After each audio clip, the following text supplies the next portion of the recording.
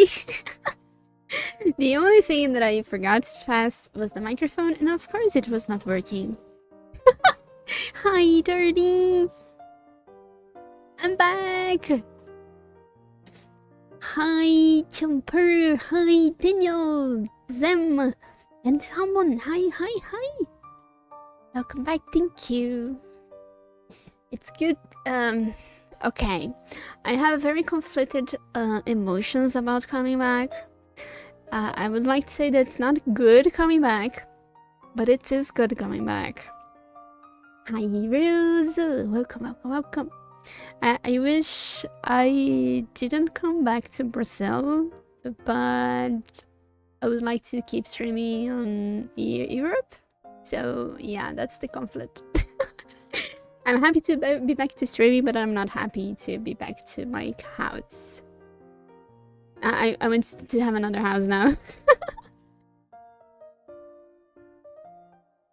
It has been a long month away. I think today, yeah, exactly today marks a month since my trip started.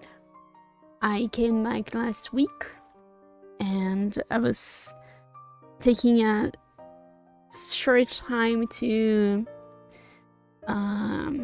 get back to work, to organize everything, and also organize what I wanted to share today.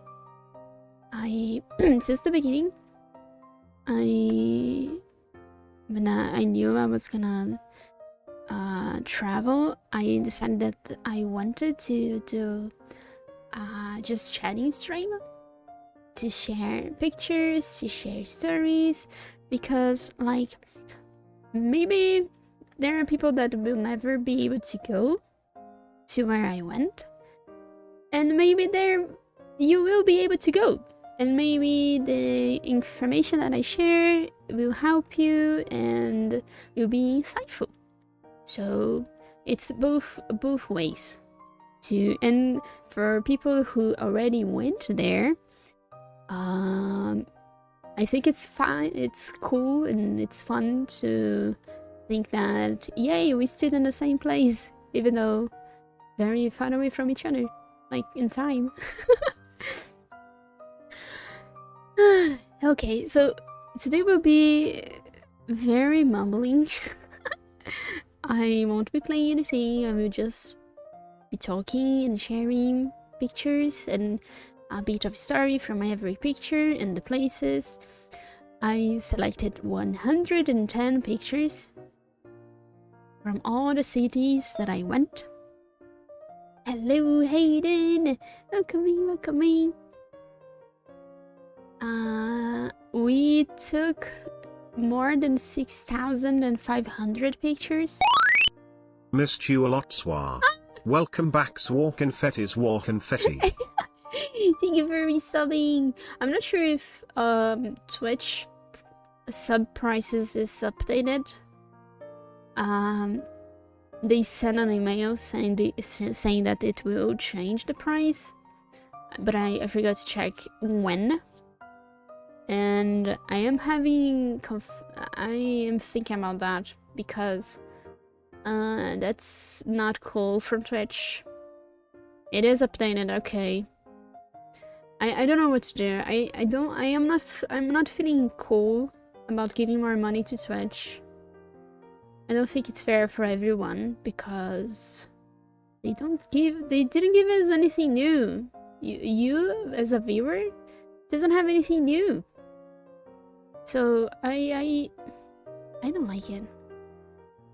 But then again, I tried once to put down the subs and it didn't work. So I don't know what to do about that. If you don't wanna resub because of the different price, it's okay. I understand it. It's alright. Because I am considering not resubbing on a few channels that I have.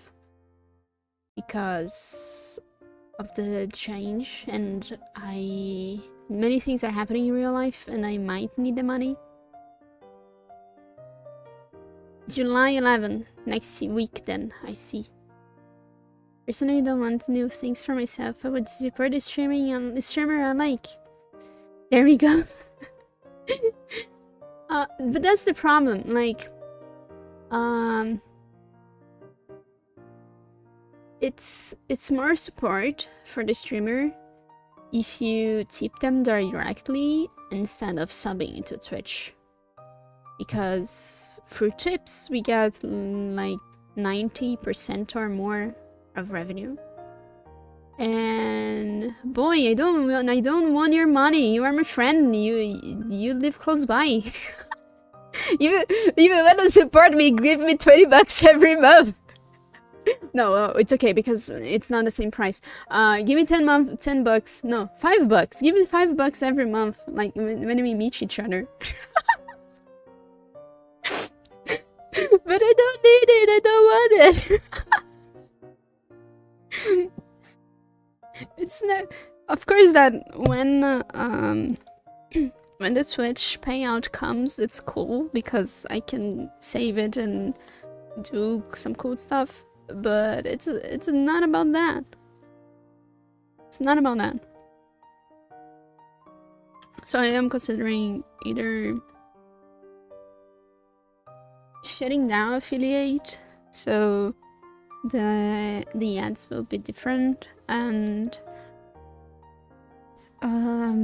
moving my emotes for free. It's very soon, and I just came back. I don't know. Honestly, I'm not even sure if I will be streaming that much. We'll be talking about everything today.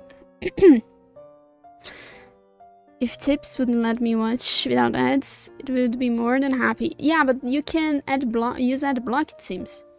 I think ad block works.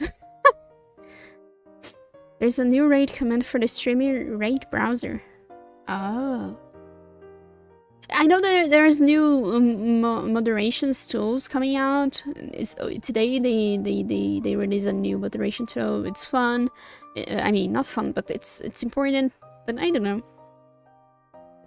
Twitch makes so much money, and unless they would be willing to share, like a spreadsheet of the costs they have. I don't like paying more for things that barely change. That's the issue. The issue that actually, let me share one thing with you guys. I don't like spend money. I barely spend money on necessary things because I don't like spending money. That's very bad of me, I know. But I don't like spending money. We still need to meet after you came back. Yeah, we still need to meet. Not working anymore for you, the ad blocks? Oh, okay, they should, but not working. Okay, I see. Yeah, I lurk a lot on many friends, so I don't actually get bothered by the ads because usually I'm doing something else while watching them, or I am them to support them regardless of the ads. So I don't really bother, but it is bothering sometimes for me. So. And if I bother too little and it's still boring, then I can imagine how boring it is for someone that really doesn't like it. Anyway, we are getting off track. Then let's discuss Twitch things in another time. Today we are talking about my trip. And I want to share cool things with you guys. Cool stories. Ad blockers work, they just need some more configurations for some reason. Oh, that's nice. I will really look into that, because if I make the decision, I will have to know. There are some streamers that I love too much, then I get like 3 minutes ads every 3. Yeah, that's very annoying. I hate when Twitch does that. I really hope that on my channel, Twitch doesn't do that. because I disabled the pre-row ads. So now it's just like what should be hourly ads, but I don't know. I really would like to know how many ads does my channel have, if it's really annoying or anything. I need to like grab an out account, boot it on my phone and watch the stream. Keep the stream running as I streaming so I can see how many ads do I have. But anyway, as I said, we are getting off track. Okay, let's move. Let's talk about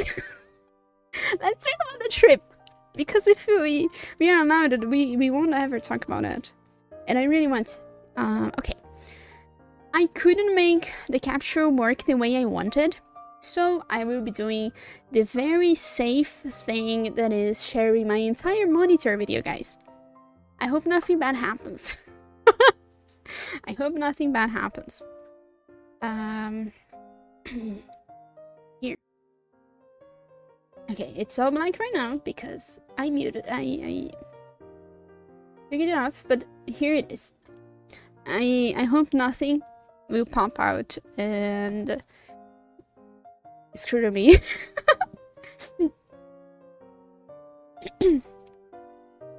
Oh, honestly, I got 2 minutes ads before stream. Yeah, I always run 3 minutes ads in the beginning of the stream to avoid ads for a while. At least it should be avoiding.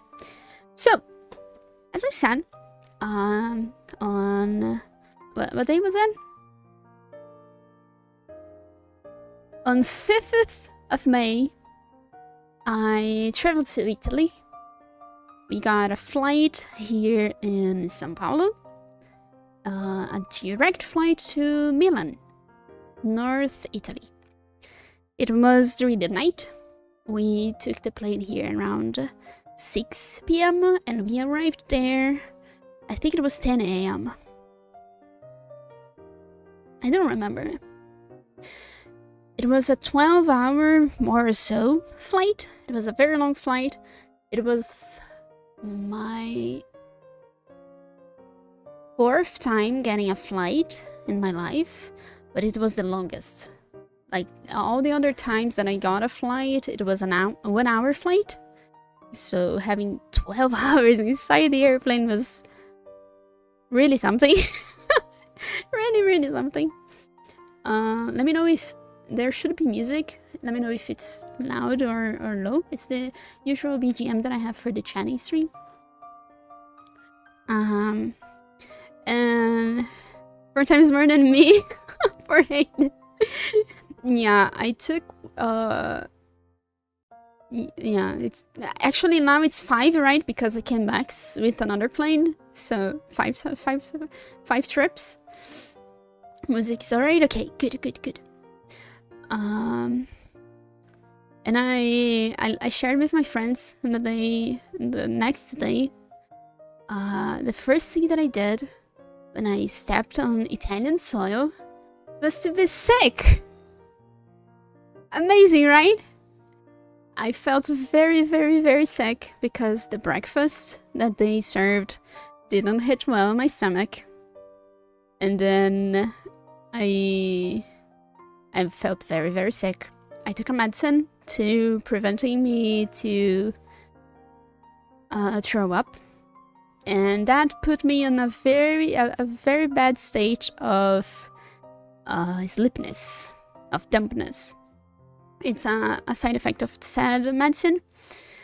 And then we took my parents. Oh yeah, that's important. I travel with my parents, my sister, my husband, and my aunt. It was 6 people. Too many people, in my opinion. So they what's the word in English? They rented. I don't know. They rented 2 cars, and then they rode. Damn, I really don't know the past sentence for 100 of verbs. Anyway, so they rode from Milan to the city that we were going to stay. You rented? Okay, thank you. And this is a picture of the road. Not the road, but the mountains that we could see from the highway. Road is correct. Okay, thank you. This picture was taken while the car was moving. And I was probably asleep when it happened. Because I got inside the car and slept for like, I don't know, 2 or 3 hours. Until the medicine stopped having the side effect. And when I woke up, I saw big mountains full of snow. And I never saw anything as big as the mountains. I'm not sure how they are called in English. Switzerland Alps? I don't know. They are very big. It was amazing to wake up feeling a little bit better and seeing the mountains and all the snow. And oh my gosh, the land was very different already. Here in Brazil, we don't have mountains. We only have like hills and mountains at worst. We don't have big mountains, you know. So it was very different. It was very cool.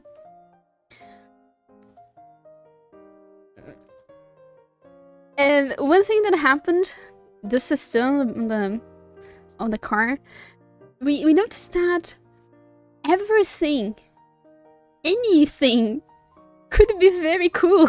Like, we have no idea what the heck this is, but we found it very cool because it was a freaking big tower in the middle of nowhere. What the heck? It happened a lot. And I will share a picture. I will show a few pictures of when we were just like riding from one town to another. And in the very distance, the far distance, we could see a landmark that we had no idea what it was. But it was very cool. It was very cool. So I wish maybe in the future we'll try to track down what was a few things, what they were, because, well, they are cool. Another picture of the mountains. It's not that good of a picture because, as you can see, it's very cloudy. It was kind of raining that day, very cloudy and a light rain. Tower of San Martino della Battaglia. You know it? Did you Google it? What? Okay, so now we know the name. I will save the name. And don't mind that. Whoops. And I will share with my sister and everyone that now we know the name. But thank you, Hayden.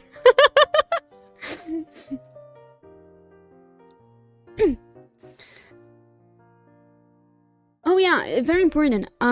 We traveled in the beginning of May, right? May 7th. It was May 6th now.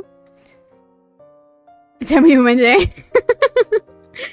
And it was very chill. According to a few cousins, Italian cousins, they had out of time snow, if that's the way you put it, in March, I think, or in April. So they were like recovering from the snow. This is why the mountains, they were very white. They had a lot of snow because they had snow recently. And there is a river that I will share that was having a very strong water flow. And we bet it's because of the ice, the melting of the snow and the ice. Out of season was in case. Yeah. Hello, Sim. Welcome in. Look, it had mountains. I am revealing a big secret, boy. Italy has mountains. I'm not sure actually if those mountains are in Italy or if they are another country already, because that can happen in Europe because like the countries are very small compared to Brazil, and I'm not sure. My home is surrounded by mountains. Wow, I envy you. I'm going to a concert, so check back later. Okay, have fun on your concert. Enjoy. Have a lot. I can't English anymore. Have a very good time. I spent a month without speaking English. I talked with English with the cousins, and that's all. So bear with me if I made any big mistakes, and if I can't proper English. I'm sorry. So this castle, I'm not sure. This isn't the same one, I think, because yeah, this picture was clearly from the car, because we can see the rail in here, the protection rail of the highway. This was a castle with the walls, and in the city that we stayed, there was another one very similar. This is why we thought it was the same, but I don't think it was the same, because the other castle didn't have any fields on the background. And this is very curious to see, like, there are many castles that they look very similar to each other.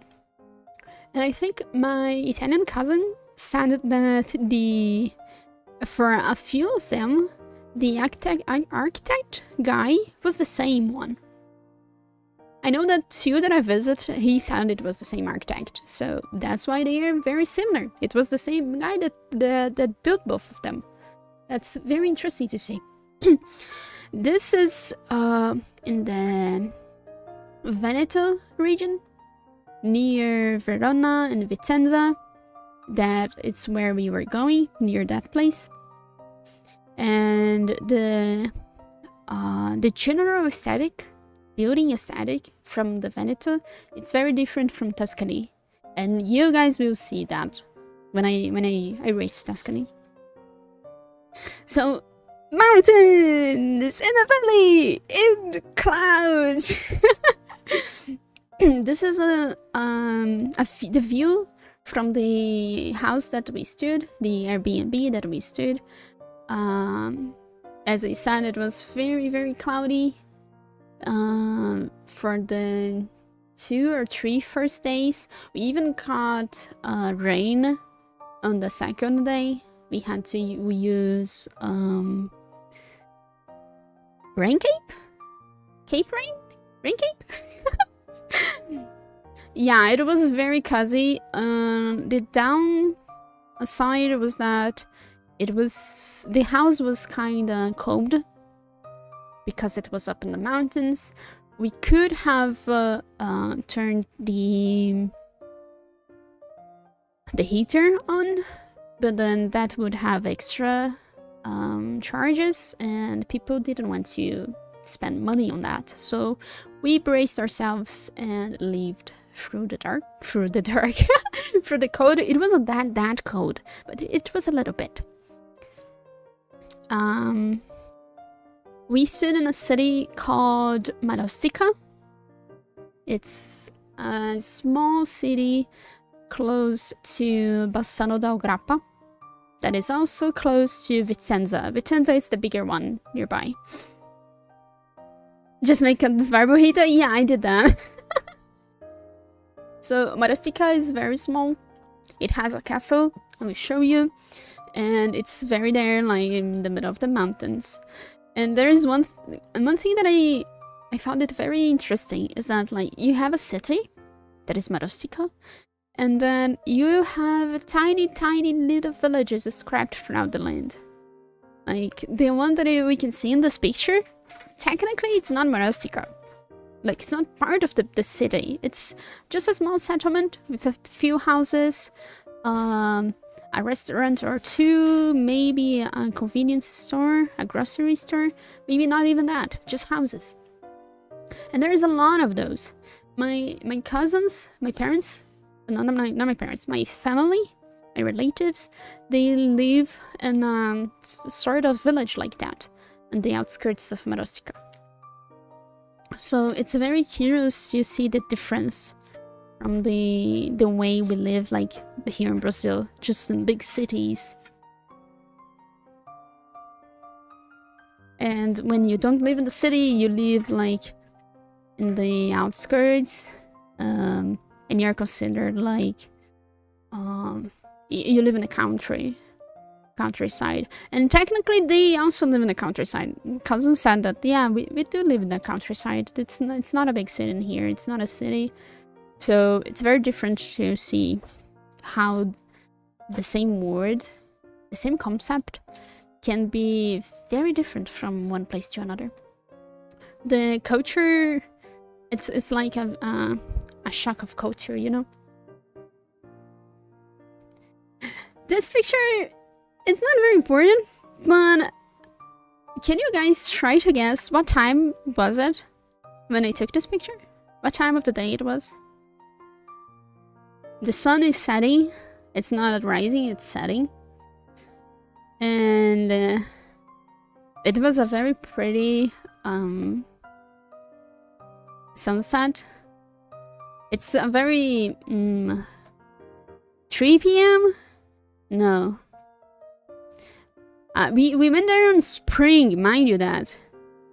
It was a spring, so the sun doesn't go down so early. That would be in winter.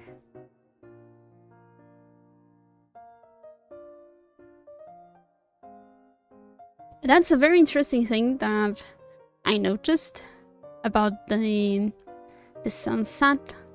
I didn't see the sunrise because I was always sleeping when it happened. 10 p.m. almost. It was around 8 p.m. 8:30.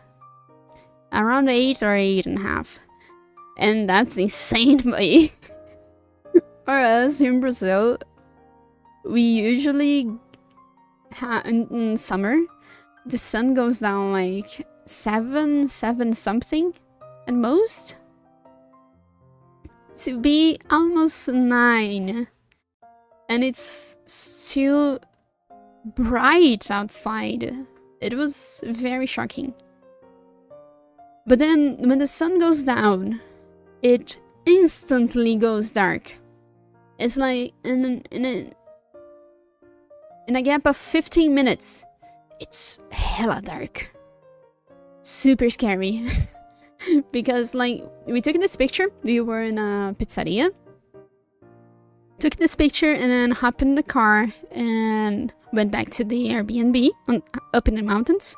So it was like 15-20 minutes of car and a very low speed because the roads were very small and full of curves.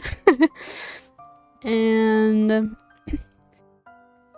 from before we reached the Airbnb, it was super duper dark. Like if it would be like midnight already. It was very different, and it was a very different experience to wake up around 8 a.m. 7 a.m. and it's light, and it's bright outside, and then it's still bright until almost 9 p.m. And my cousin said that in summer there are a few places that still has some kind of light until midnight. That's insane, dude. I can't believe it. Like of course I can believe, but like I can't imagine it. That they need to use heavy blockers on the windows. I swear they can't sleep because it's bright outside. I don't really have many how do I put it? I want to go back to Italy in another trip, and I don't want to do it on summer because they say that on summer it's very very hot, and I hate hot, and I already have a full year of hot in Brazil, so I really want to go back when it's fall or winter, but it probably we will try to aim for fall. And I can't imagine like how it is to be 11 p.m. and there's still sun outside.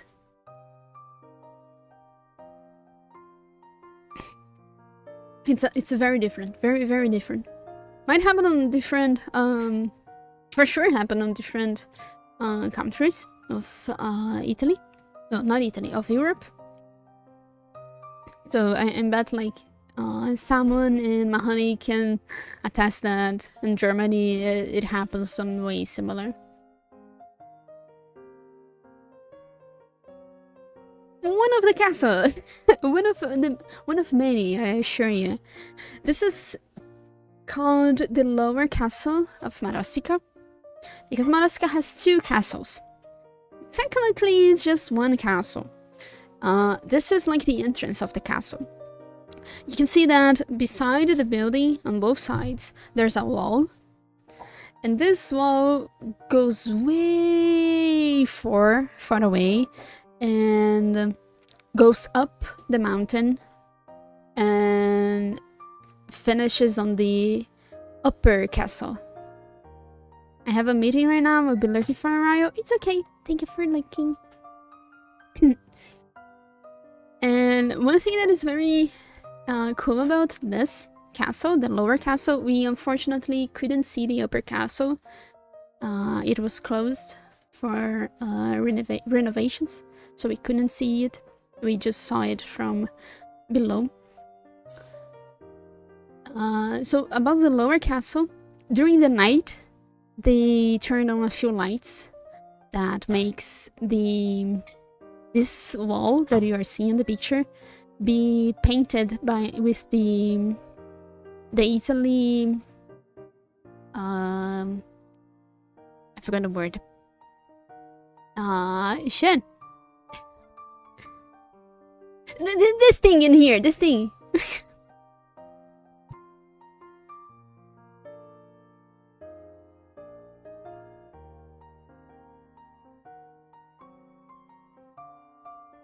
Oh, the flag. I asked help. As I said, I don't speak English for a month. So I am forgetting a few words. So yeah, during the night they turn on the lights. And the flag of Italy seems to be painted on the wall. It's very pretty. I forgot to get the picture to show you, but it happens. And Marostica has a very different kind of festival. I think it is every 2 years. If you look at the floor, you can see that there is a specific pattern on the floor. There's a very specific pattern on the floor with a lighter and a darker grid. And it's the grid of the chessboard. Marostica is known for by a festival of human chess or giant chess. I don't know how they call it, but once every 2 years, around September, I think, they hold a festival and they play chess on this big chess board. We obviously couldn't see it because we went in May, but all my relatives, they said, yeah, it's a thing, it's very cool to watch. And there was another square, a covered square, that had a very small chessboard on the ground, on the floor, and we saw two people playing chess there. They had the pieces. They were like bigger than my head. They were like, I don't know, 30 centimeters. Centimeters? I don't know. They were okay. A very, very big piece of chess if you're compared to the normal chess. So yeah, if you decide to go to Italy around September, try to give Marostica a shot because they will be holding that festival. Maybe in the next time I go, will try to go around September so I can see it. Oh, it's just another picture of the same square. And grass. What about the grass? What about the grass, Var? Why are you showing grass to us? Well, guys, it's not actually grass. Well, I guess technically it's a grass. Italy water is full of a mineral that I don't know the name in English that helps the soil to be highly fertile. So it's a very good soil to plant, and this grass is actually thousands and thousands and thousands of tree leaves clover. It was in the one of the relatives' property.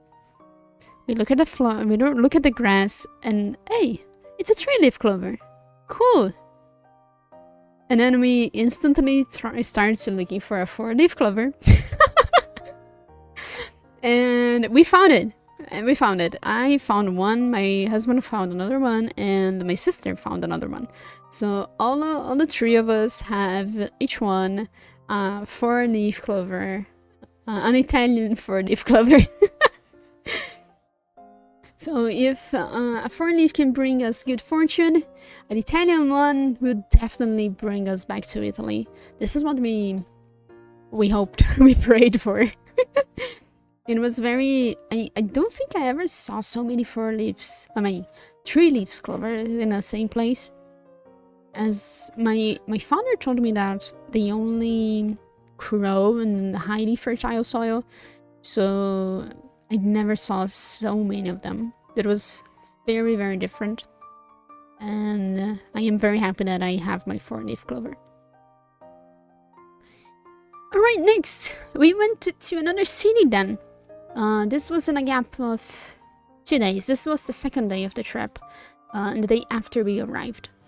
We went to Bassano del Grappa. It's a not so small town. It does have a train station, for example.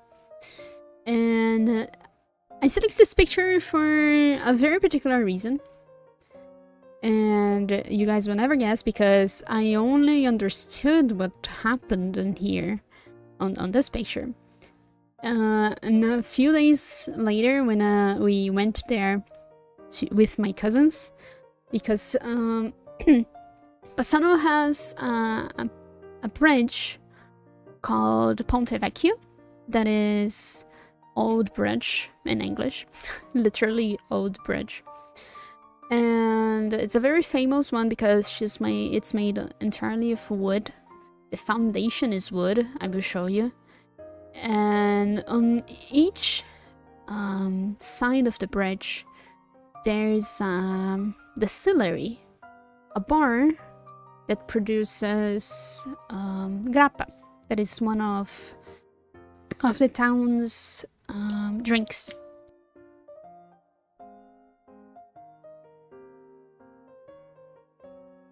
It's a type of drink. And we went to one of those bars to try their signature drink. It was cool. It was not as strong. I'm very weak to alcohol, so I only drank one. But it was alright. It was a very nice experience. So anyway, about this picture. The first time we went there, we saw the white building and all the red flowers and all the windows, and we found it very, very pretty. Very, very pretty. Indeed, it is very, very pretty. But then, when we went there another day, we saw a very specific detail. Let me see if I can. Yeah, I can. Do you see a bunch of holes on the wall?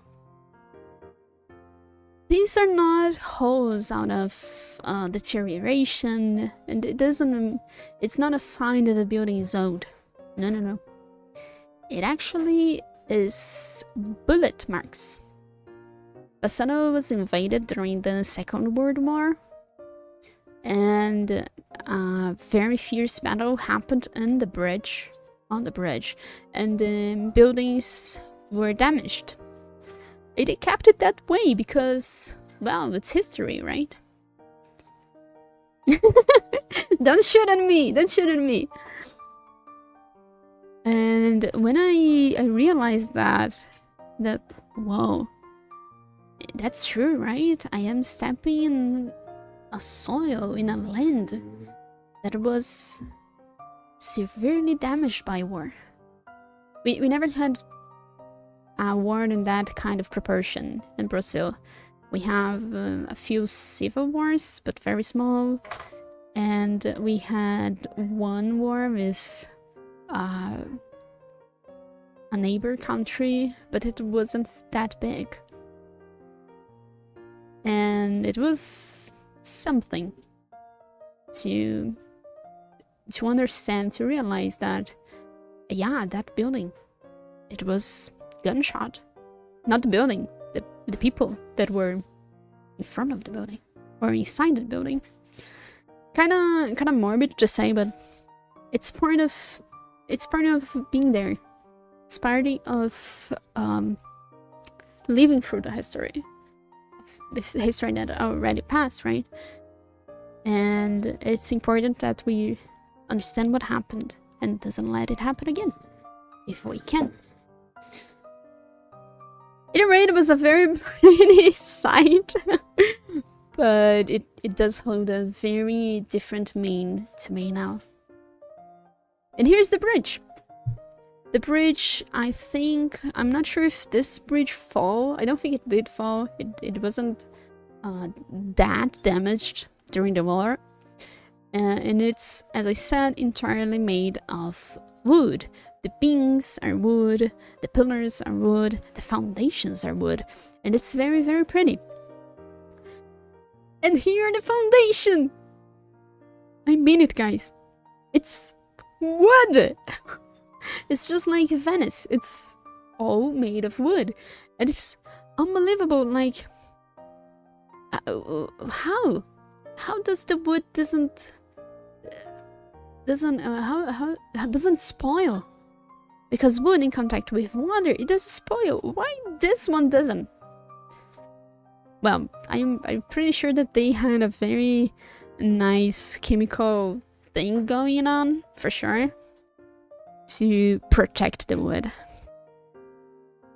I didn't get a picture of it during the night. During the night, you can see that there are a few lamps across the bridge. During the night, the lamps are lighted up with the colors of the flag. We have, I think, on the end in here we have red, in the middle we have white, and in the beginning in here we have green. You also have wooden boats. Yeah, and they don't spoil. Might be the same situation. On the next day, the third day of the trip, we went up in the mountains. We went to Asiago. It's a very small town that holds a monument for the... I'm not sure if it's which war it was, but it's a monument to the warriors of the war. I'm not sure which one of the wars. And it was very interesting. Like, as I said, we don't have mountains in here. Since we arrived, we had seen lots of mountains, but it was the first time we were going up the mountain. And as you can see, we are higher than the cloud. And man, it was so pretty. The mountains, the clouds. It was really a sight that I don't think I will ever forget. And it was very, very different from everything that I have ever seen. And here's the monument that I said. It's we didn't went to the monument because it was closed. I think they were going to hold some sort of celebration, or I don't know, but it was closed. So we took a trail. How is the word? I don't know, but we took it. There's a trail to the side that goes to another town, and we walked through with it for a while until we went to the place that we took this picture. That is the side of the monument, but the monument from the front side, it's basically the same. As you can see, it's just like it's the box, and four arcs in the middle. It's a very pretty one. I'm really sad that we couldn't go there to see it very close by, but it was a nice experience. And this day I learned that dandelions are yellow and not white. Because we can't see in this picture, but the field, it was covered with yellow flowers. Many yellow flowers. And my mother recognized the leaf of the flower and said, "Oh, this leaf is from a dandelion, but the flower in here is yellow. It isn't white." And then we Googled it and we found out that, yeah, when the dandelions, after the dandelions spread their white seeds, they bloom into a yellow flower. This trip was full of unnecessary and not as useful insights. But it was good. And then we came down the mountain and went to Vicenza. This is the cathedral. I'm not sure if it's in the cathedral. It's the Mount Bedico one. It's on the top of the hill. We have how's the word? A sightseeing spot in front of the parking area for the church, and we could see all of Vicenza down there in the mountains and the cities nearby. Nearby. They were very, very far away, but we still could see it. And it was a very pretty church from the inside. It was interesting because we arrived there around 2 p.m., 2:30 p.m. We all went in, look at the city and the church. It was full of statues, full of paintings, and then me, my sister, my husband, and we came out around, I don't know, 15 minutes before 3 p.m. And then suddenly many buses start to arrive. Buses full of old people. You can see on the picture that there's a group of old people getting inside the church. Because at 3 p.m. they would have a celebration. And then we were like outside waiting for my parents and my aunt to manage to leave because the door was crowded with people getting in. They did. They came out. But it was a hilarious situation because it was like 6, maybe 7 buses full of people, full of old ladies. So it was instant joke for all of us, the young ones. So the church spreading. In Vicenza, there's Olympic Theater. That's the name. It's the oldest roofed theater in Italy. Unfortunately, we couldn't get inside because the theater still works like a theater to this day. So you can only get inside the theater if there's a presentation going on, and if you buy the ticket. So we went there inside, but on the outside there's like a plaza, a garden. There's a garden outside that has the pieces that I took the picture. It's just like random old pieces of pillars and a stone in here that is engraved with Latin that I have no idea what it's saying, and none of us know, but it was very like magical to see all of this, because even though we don't understand what's written in there, what are those statues, they are so old, and my gosh, it's the oldest theater that it's still up there, that it still works. It's very like surprising. I will speak about that, but there are a few things that we saw that are older than the discovery of my own country. And that's insane! Like, Europe is so damn old! I mean, the known civilization, the known countries, the history, it's very old, and Brazil is a very young country compared to all of that.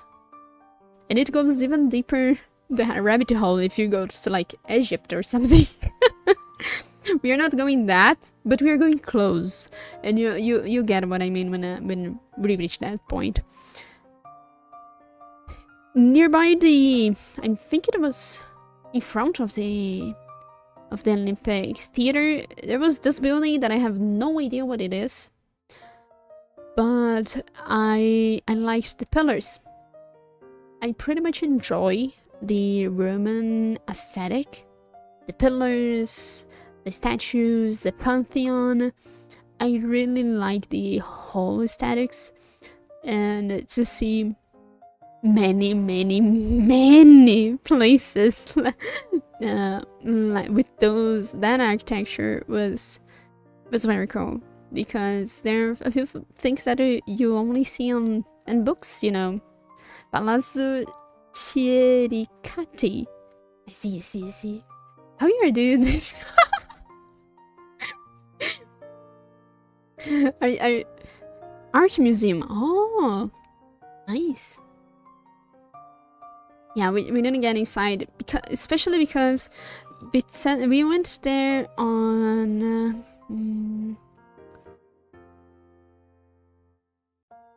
Thursday. We went there on Thursday, and during the weekend they were going in. Vicenza was gonna host a very big festival.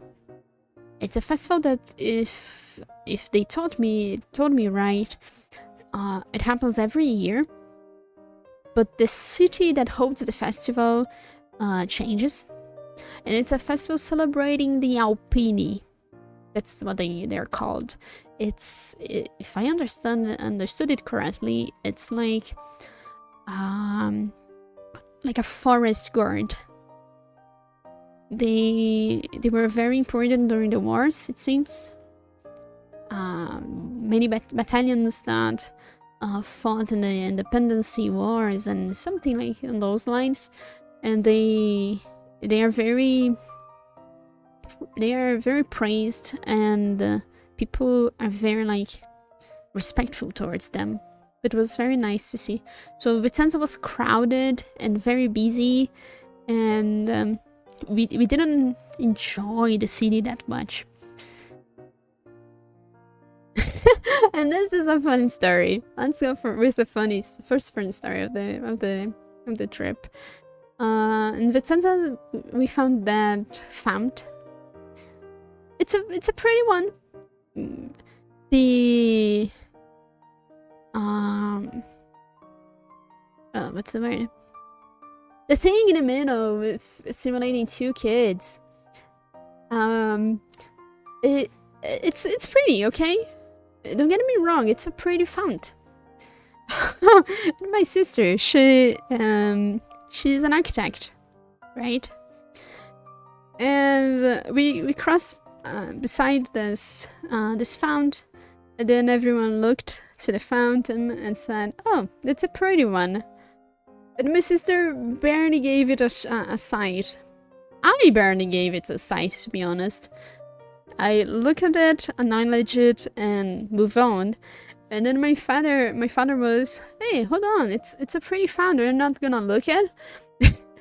And my instant reaction was, I replied to him very seriously, and I said, "I came to Italy for ruins, not for modern art."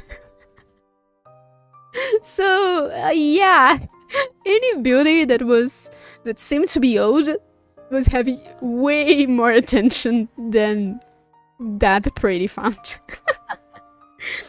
The fountain is pretty, but I'm sorry, you are from the century, I'm not interested.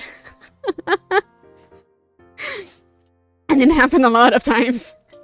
It happened a lot of times.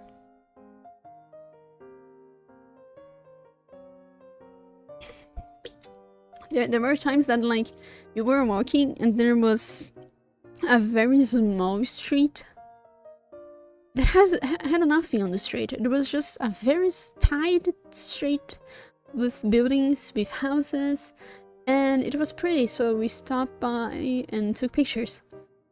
Because it's the type of thing that we don't have here in Brazil. Brazil is so damn big. And so all our streets, they are very large. So it was very different for us to see a very, very tight street where cars couldn't enter. It was only by foot. And it was pretty on its own way. Then I bet the locals don't see it that way. They probably just, yeah, it's the street that I live. It's nothing. It's pretty ordinary. But for us, it has some magic to it. And about sightseeing, we saw this castle way far away. This is for real, way far away, because our camera, it was a semi-professional one. It had a 40, I think it's 48 something for the zoom. It could go very, very far away. So this castle fort, I don't know, was so far away. And it really English, I can't English. We were very drawn to it by two reasons. First, it was a very big castle, very far away. Like, it was very big, and it was so damn far away, and we were like, holy shit, that shit should be huge. And second is the flag that is hanging there. Because if the building is big, and the flag, as you can see, is quite big, can you imagine the size of that flag? I can't. And this is the type of we were traveling on this day, the next day. Oh no, we went to Vicenza on Wednesday. So on this day it was Thursday, and we were going to the Guard Lake. Not sure if it's Guard Lake in English, but they call it Lago de Garda. And we, on the trip there, we saw the castle but couldn't get a picture. So we got a picture when we came back. Because we knew that, oh yeah, around here there's a big castle, be ready to take a picture. Because we couldn't take the picture on the way to the lake, because as I said in the beginning, you always had to be looking across the window, because you could miss a very interesting sightseeing. And I'm glad that we managed to take the picture, because it's a very pretty castle or fort, I don't know. And the lake! The lake is so big. You have no idea how big it is. If you look at the map, it's a big lake near Verona, in the northwest of Verona, and it's so big. It even have waves. It's sweet water. Is it how you say in English? I guess it's not salt water. It's the water comes from the ice on the mountains. It's super clear, as you can see in the picture. Super like greenish. It's a very pretty lake. It's very hard to reach that point. Like the lake's so damn big that you have small towns surrounding it, different towns. So we went to one named Sirmione that has a fort. We went there to see the fort and to see the lake.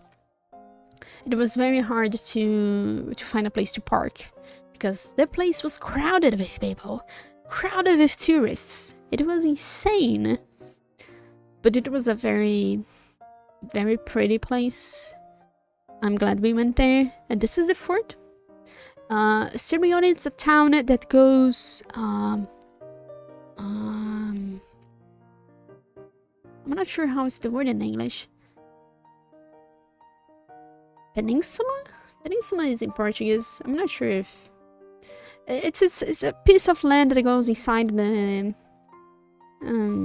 lake or the seas, you know. But it's very thin. It's not a continent. It's not an island, because it's still connected with the continent. It's the thing that that Italy is technically. The whole Italy is. Or like the Portugal and Spain are together. They are that kind of thing. That I don't know the word in English. The fort is open for visitation. I think it was 6 euros to get inside. We can walk through a few walls and go up that tower. We could go up this tower. The stairs are not that bad, and the site is very pretty. In the back of the fort, there's this area. It's a pier. I'm not sure if pier is the word. And it was huge. It was very big. And as you can see, the water was very green, as I said, very clean. And it was very pretty. It is one picture of the top of the tower, the highest tower, and you can see very far away the mountains, and the lake goes to there. The lake is huge. The lake goes super far away. It's insane how big it is. And if I go back to Italy, I will try to visit the lake again in a different small town to see different sights from the lake. They say that the sunset from the lake is very pretty, and I do believe it, because of the mountains and everything that surrounds the lake. Should be very pretty. And this is the shot that shows Sirmione, in at least a part of Sirmione. This is facing the mountains, and this is facing the opposite side. So there were lots of people. We parked way far away. We had to walk like an hour and a half to reach this place, the fort. But it was super worthy. And another picture of inside one of the towers, seeing the big tower. It was a very pretty shot. that my sister took. And the next day, we went, of course, to Venice. It was not on the plans to go to Venice, but all my cousins, all my relatives were annoyingly insisting that we should go to Venice. Because Venice was, on their words, an one-of-a-kind experience. Well, it was, but it wasn't that good. The place was absolutely full of people. The sun, as you can see, is super bright. There was not a single cloud on the sky, so we got sunburned. And some places of the city, they don't smell good. But overall, the city is pretty. The city, it does have its own charm. The canals, they are full of boats, of course. They are like the street. Cars doesn't get inside the island. Because Venice, there's two pieces of Venice. One in the continent and one in the island. So we took a train and went directly to the island. So this back in here to the right is the train station. Around here is the train station, and this is the only place I believe that cars can reach, because all the rest, there is no space for that. Someplace there are barely space for people, let alone a car. But as I said, Venice has its own charm. This is a roof, not a roof, a courtyard? I'm not sure the word in English. Of a random place, a random house that we looked, and it was so pretty. It was so like, what's the word? Yeah, I will be repeating myself and saying that it was full of charm. We looked at it and it was enchanting. And it was very curious that, let me see if I took a picture. No, I didn't took the picture, but there was a time of the day that we arrived in a very big plaza, a square, a very big square, and there were trees there, like full-grown trees. And I was like, hold on a second, we are above the water. How the heck there are big trees in here? I still don't know. But there were big trees, like full-size trees, in that place that are above the water. So I don't know how they did that. The only thing that I know is that for real, those trees, they are very well hydrated because they have plenty of water. If you ever go to Venice, if you never went there, if you ever go, my tip for you is to enjoy getting lost. Google Maps doesn't work in there. Believe me, I tried. But the prettiest things that I saw, were when far away from the official route. We got lost like 3 or 4 times. I don't say lost, but we reached like a dead end. We had to come back to find another path. And we found so many pretty things on those places. So if you ever went to Venice, use sunblock. And enjoy the city. Enjoy these small corridors, the charm and the enchanting of the buildings. Because yes, Venice is one of a kind.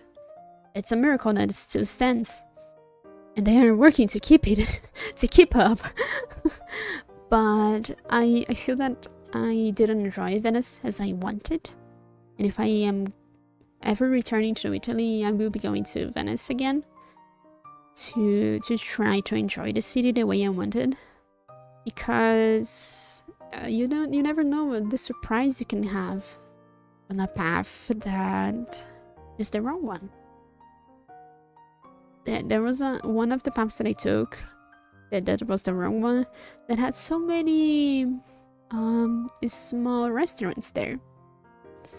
Very small, very cozy, and I bet it was a good food. I bet it was good food.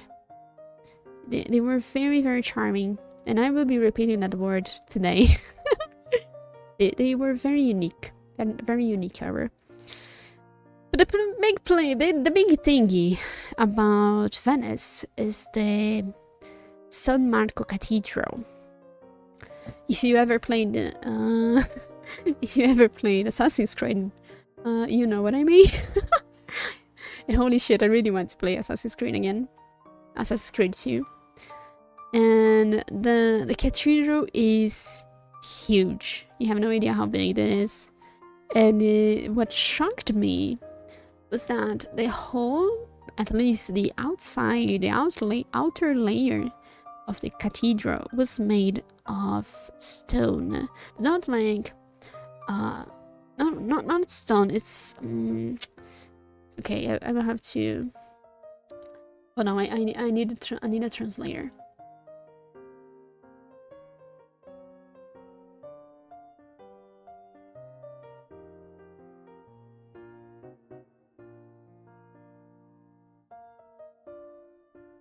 Okay, granite. The whole cathedral, the whole square of San Marco is made of granite. And it's insane! The thought that it's made of granite, it's like... Excuse me, my kitchen... My kitchen sink's made of that. I can't believe that a whole church, a whole big plaza is made of that. It's very, like, breathtaking.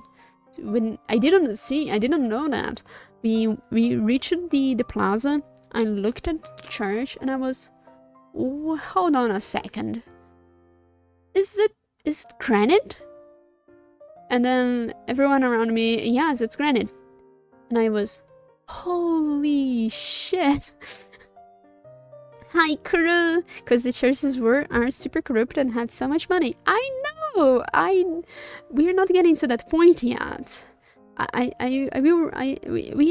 have a picture of the inside of one church to speak about that. Wait a little bit. Oh, and that's one thing. Wait, was it granite or? I think it's marble. No, it's marble. It's not granite, it's marble. The material, it's marble. And this is, at least here in Brazil, we have we had a common thing that marble burns like hell. And direct translation, I'm not sure if it's something that it's settled or worldwide. And then my husband explained to me, yeah, they say that marble burns like hell because Rome, the empire, when we have the Roman Empire, Rome was made of marble. And Nero set fire to Rome. So, yeah, marble burns like hell. This is why. And I was shocked.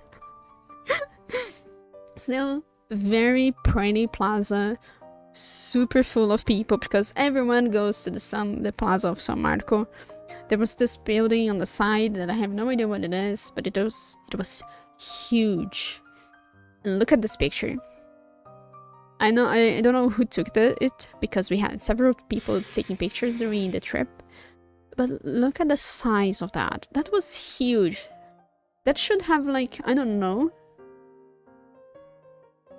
at minimum 5 soccer fields size. At least. It was insanely huge. And as my cousin said, all paths in Venice lead to San Marco. And we reached it safe after a while. It was an experience. And then we took a boat to go back to the train station because we were hella tired. We took like, I don't know, 4 hours to reach San Marco. And no way we would walk for another 4 hours to go back. So we took a boat. So yeah, I got a boat in Venice, but it wasn't a gondola. It wasn't the famous romantic boat. It was just a regular boat. Yeah. And then on Monday, we took the weekend off. We visited our relatives, had lunch with them. And on Monday we went to Verona, the Romeo and Juliet city.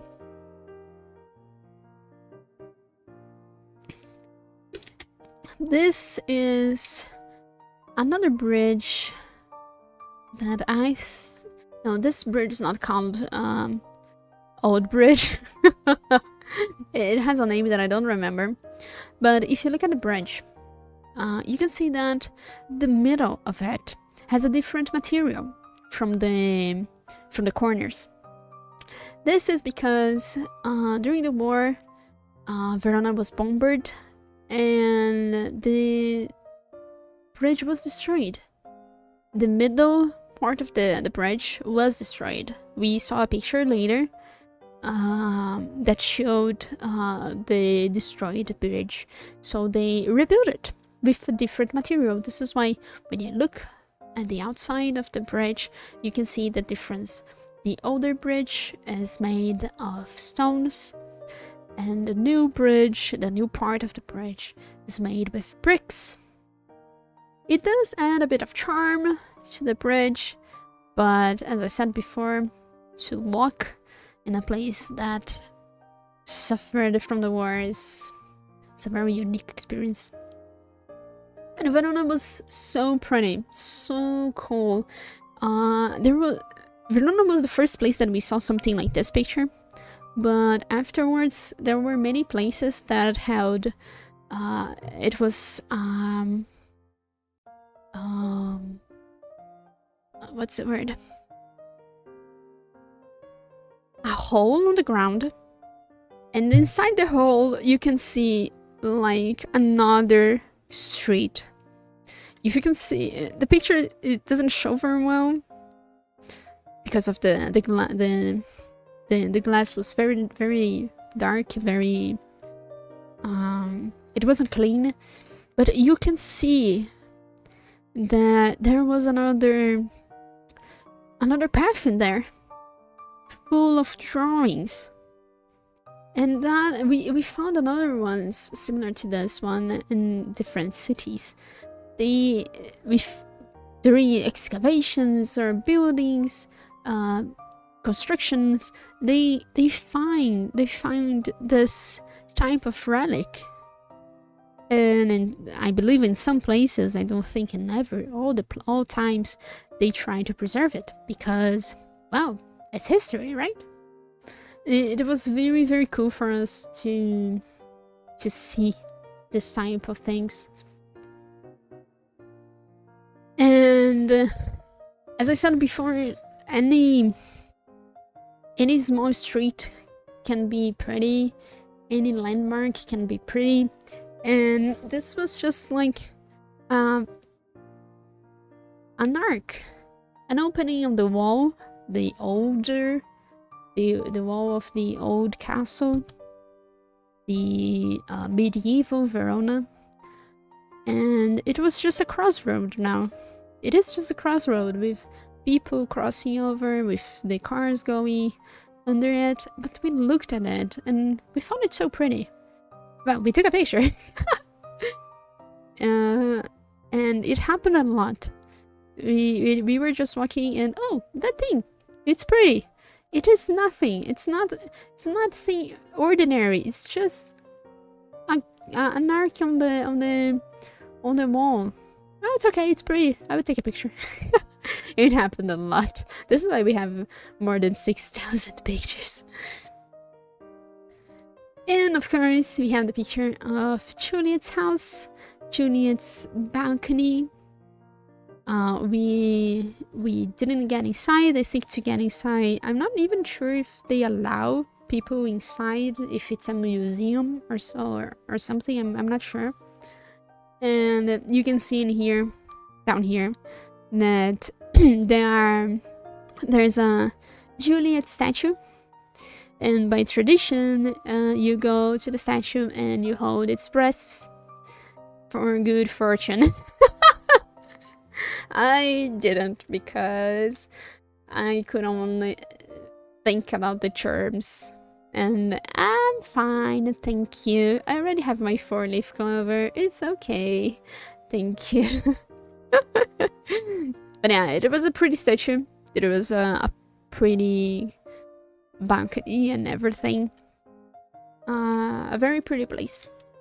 Crowded with people. If you go to Verona, knows that this place is full of people.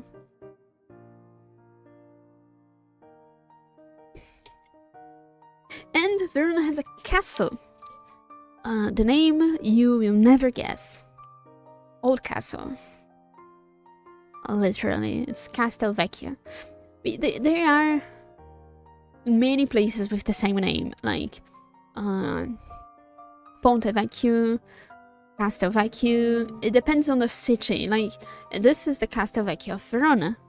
There are another city that also has its own Castelvecchio. And that's how you count it. The upper castle, the lower castle, the old castle, the new castle. There was a city that had a new castle. Actually, it was a new fortress. There was a city that has the new fortress and the old fortress. Imagine. So yeah, I guess they were not that creative for names. It's my bad. I know that this castle has a museum, but it was closed because we went on Monday, and usually things are closed on Monday. So if you are planning to ever go, plan yourself ahead that Monday it's a better day for resting, because the museums will be closed. All right. Beside the castle, crossing the castle, there's a bridge that, again, Ponte Vecchio, old bridge, and you could go up that path and take a picture on the higher wall. My sister went. I didn't, because I am afraid of heights, so I'm fine. But it was a very pretty place, a very nice bridge, the same aesthetic of the fort and of the outer walls of the castles. It was very, very pretty. And the piece, the cake, the best place, the prettiest place of Verona, the Arena of Verona. I took this picture and I am hella proud of this picture. I am probably gonna make it my wallpaper, because this picture is very pretty. The Arena of Verona is like a small coliseum. They hold concerts in there, presentations, theater, I think theaters as well. But I know concerts because I saw concerts there. It's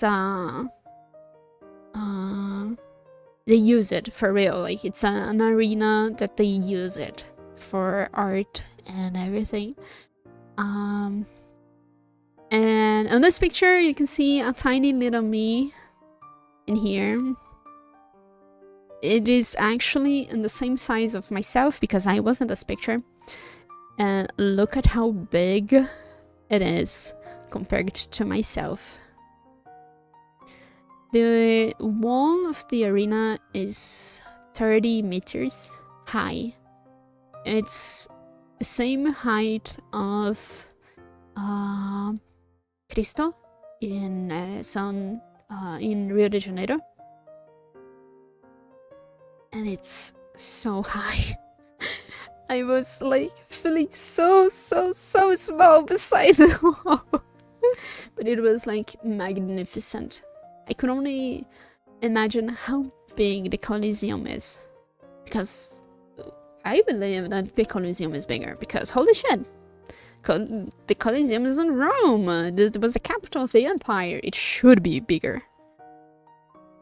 But one of the most interesting things about the arena is that it's all there basically. It's not that much of a ruin.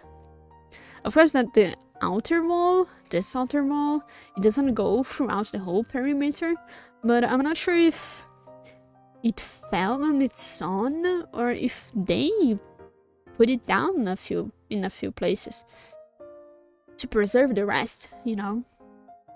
And it's huge. It's a very big arena. And it was again another feeling of, wow, history is making here, right? And I can't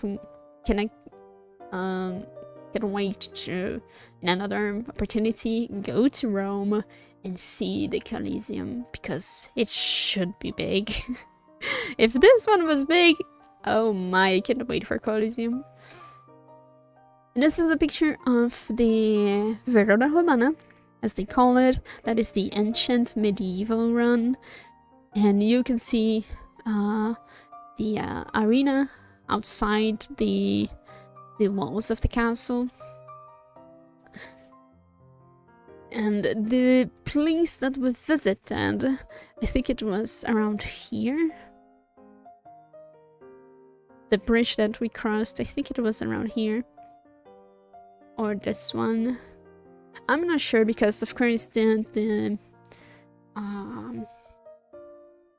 the geography changed through the millenniums, so it was still a very interesting map.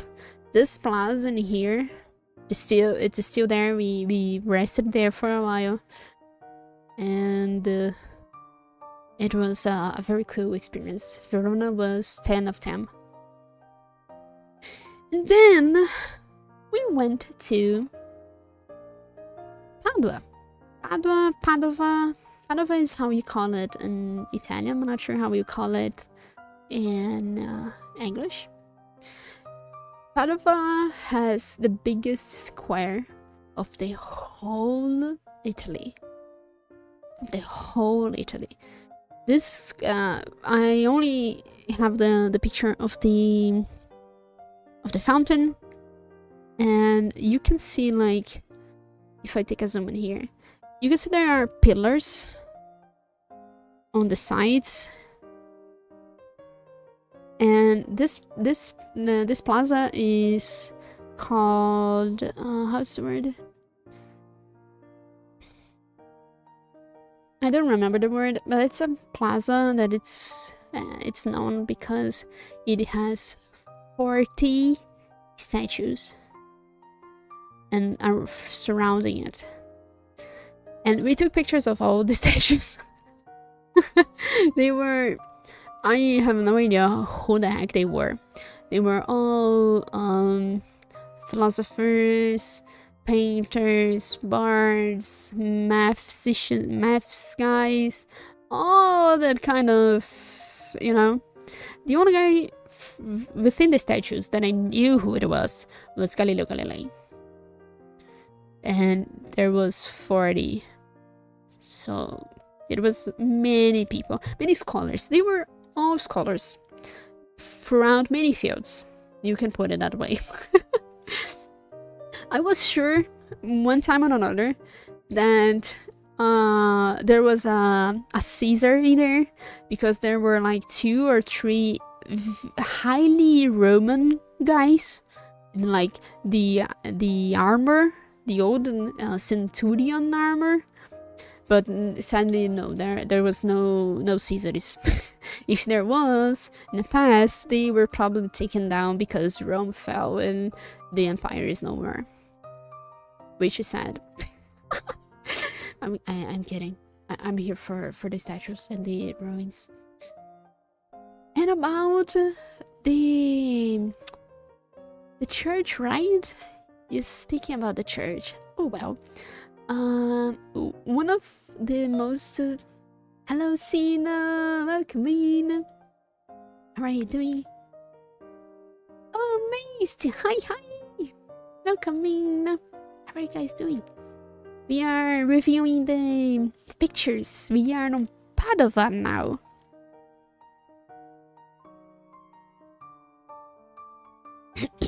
Hope you guys had a good day. I am talking a lot, so bear with me.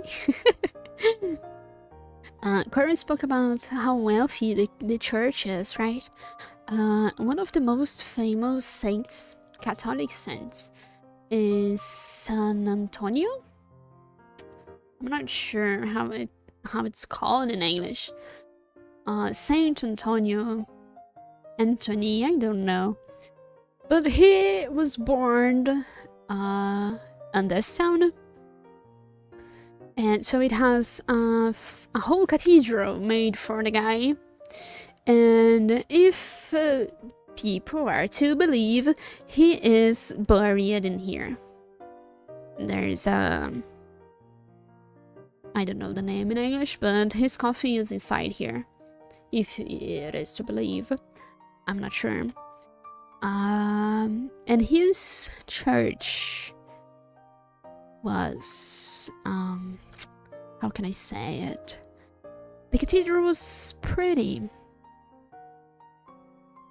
Aesthetically, architectonically, and financially. Because look at this roof. There was just one part of the roof. It doesn't have it doesn't have the full extent of how bright the whole church was. And it happened a lot. There were many churches that we went inside, and the amount of gold there. I stopped thinking about that because it was making me very upset. But yeah, the Catholic Church was and is very powerful and rich. And it makes you think. This is what I think. We all missed you, yeah. I missed everyone. As I said in the beginning of the stream, I'm happy that I am back to stream, but I am very sad that I left Italy. I wish I didn't have to come back. But I am here, and now I will enjoy my time with you all. The best thing about Padova was the botanical garden. We paid, I guess it was 10 euros to get inside. It was huge. It was super big, super. It has surprisingly many things that I never expected to see there. Like they have old books, old tomes kept inside a vessel of glass, not grass, glass, for protection. They have a whole part of alchemical things of chemistry. They have a whole seeds department. It was a very, very nice visit. I went to go to Italy once upon a time, though after my breakup with my ex, it's probably never gonna happen. She's Italian herself. Oh, I see. But I think you should still go. Because the country, you shouldn't prevent yourself to visit a very beautiful country just because of one person. Really, if you ever have the opportunity to go, embrace it and go. The place is absolutely pretty. The food holy, it's so tasty. I never ate so well throughout my whole life. It was unbelievably good. The botanical gardens is super big. We couldn't see everything because the what's the word? The greenhouses were closed for maintenance. It's shame, but we still enjoyed the whole visit. But it would remind me of her, and I'd rather don't have a PTSD moment. Okay, fair. If you ever surpass that, I highly recommend. Good to see pictures from that place. Okay, if it doesn't trigger your PTSD, I'm happy. One thing about the botanical garden, yeah, this is a picture of the top of a tree, the higher branches of the tree. It's let me see. Yeah, it's a magnolia tree. It's an ancient magnolian tree. The tree itself is as old as the discovery of Brazil. This tree was planted in 1520 something. The freaking tree is as big as the discovery of my own country. To understand that was such a it was a change of sight of the whole trip. Because yeah, I was seeing ruins from the Roman Empire, ruins from town, lots of kings and queens. But to see something there that is alive, that grows every year, that is as old as my own country,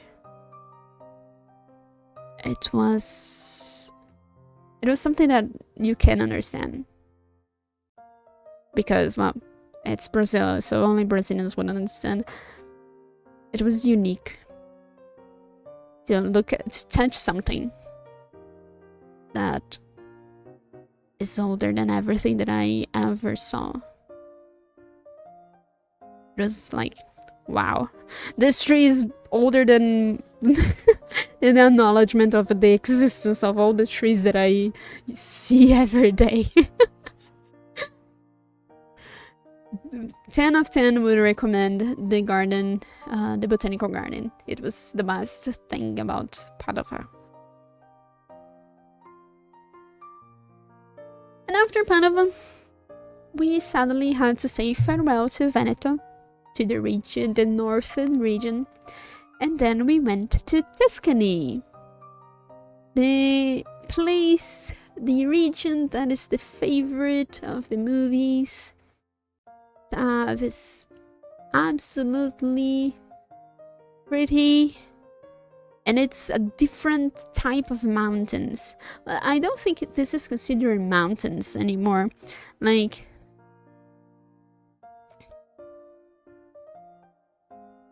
they're far away. Those are mountains, huge mountains. And we didn't have that height in the Tuscany, but it has its own charm. The Tuscany is indeed pretty. You can only understand how pretty it is when you are there. In Tuscany, we stood in San Gimignano. That again, if you played Assassin's Creed 2, you know the place. It's one of the towns that you play in the game. So it was very magical for me and my husband, big fans of Assassin's Creed 2, to stay there. And yes, the town is exactly the same as the game. And this is because they have a an ancient a law that commands everyone within the town that they should not change anything.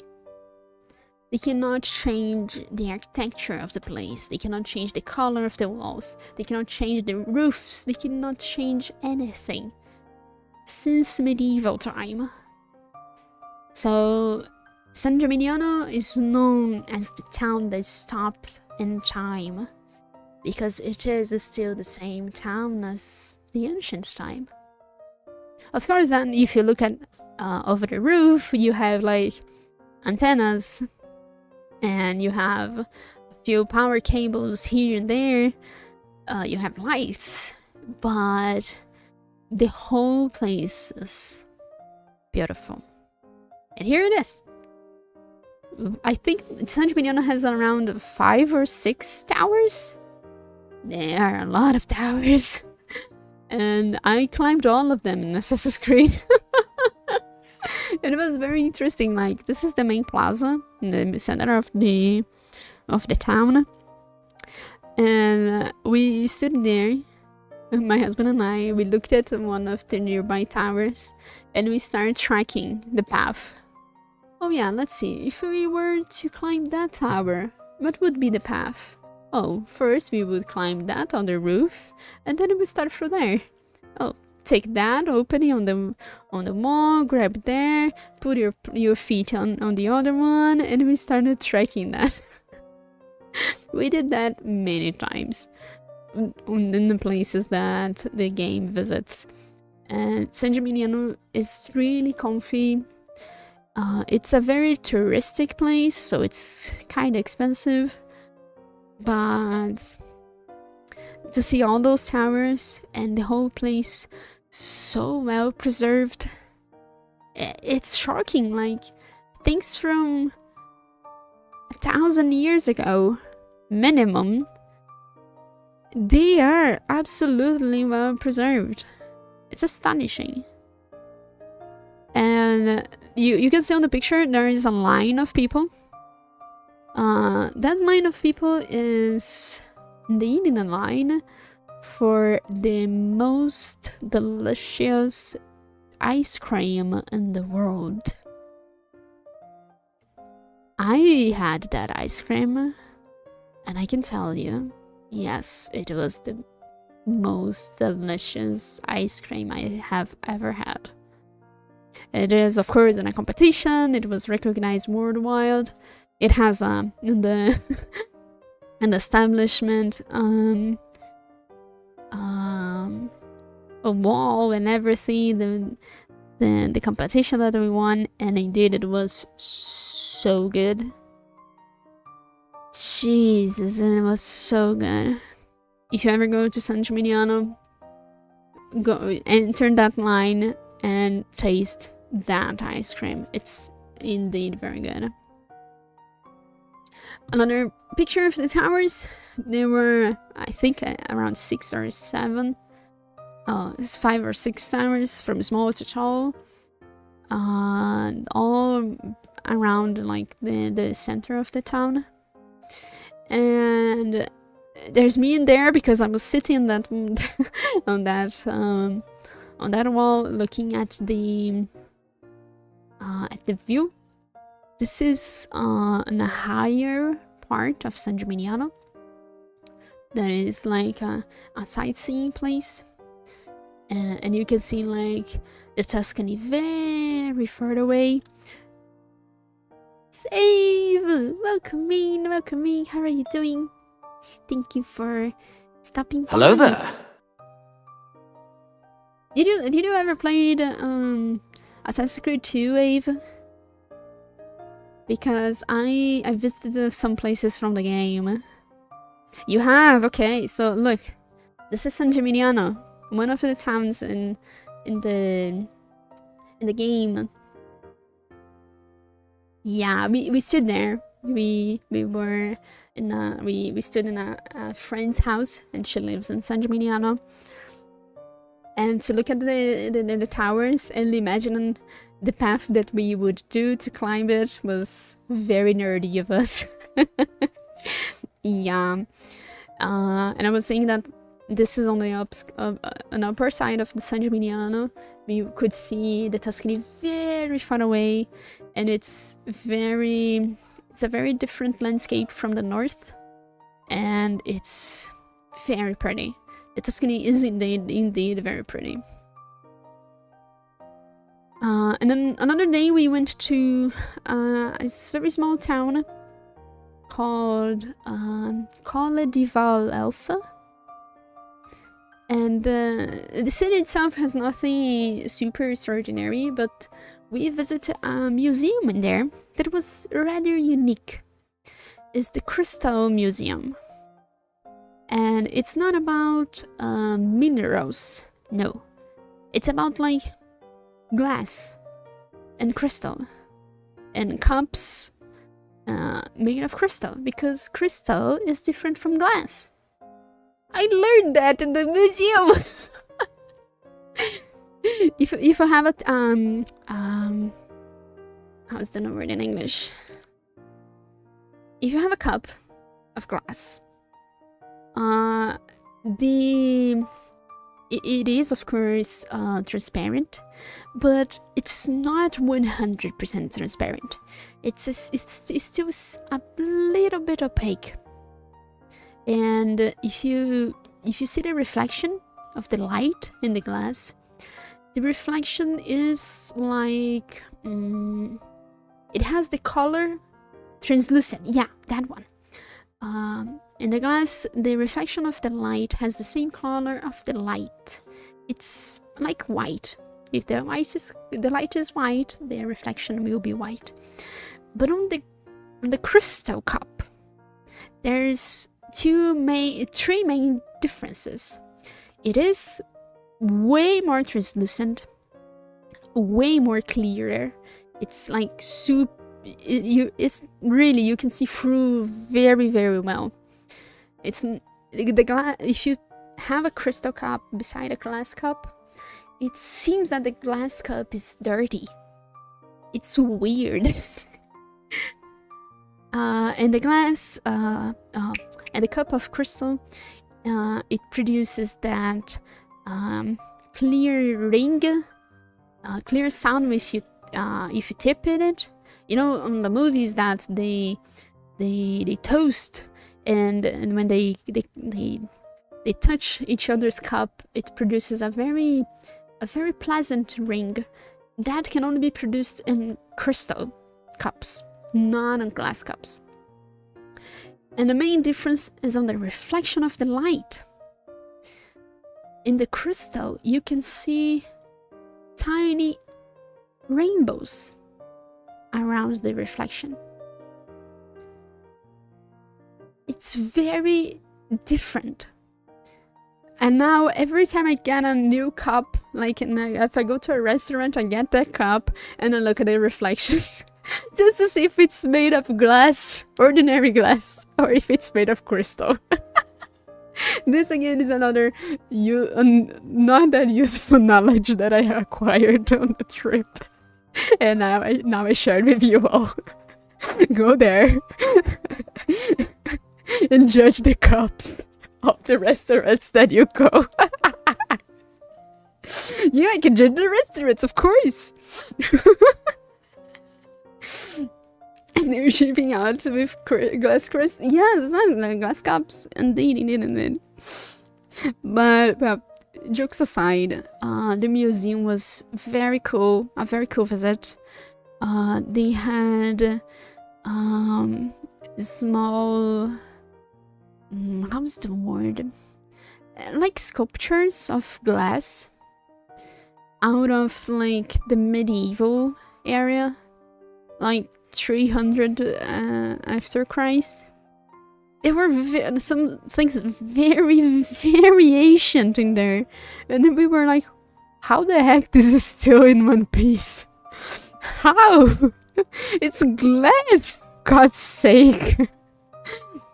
So I shared the just showing the picture of the exposure of the crystal cups that they had there. They had many sizes, many shapes. It's a very instructive museum. They have exposed the tools that they use in the factory. They have a very big panel, a very big TV, showing a clip from the factory. They are producing crystal cups on the video. It's like I was highly surprised. I really thought it would be like mineral type of crystals, but no, it was cups, and it was so cool. In like 1 hour, you can see the whole museum. It's a very small one, but very, very interesting. You can see that the cups have different bases, different shapes. The guys really go out of their way in cup designs, and it's not something that I would think people would do, you know. But well, when you were rich, I guess you can do anything.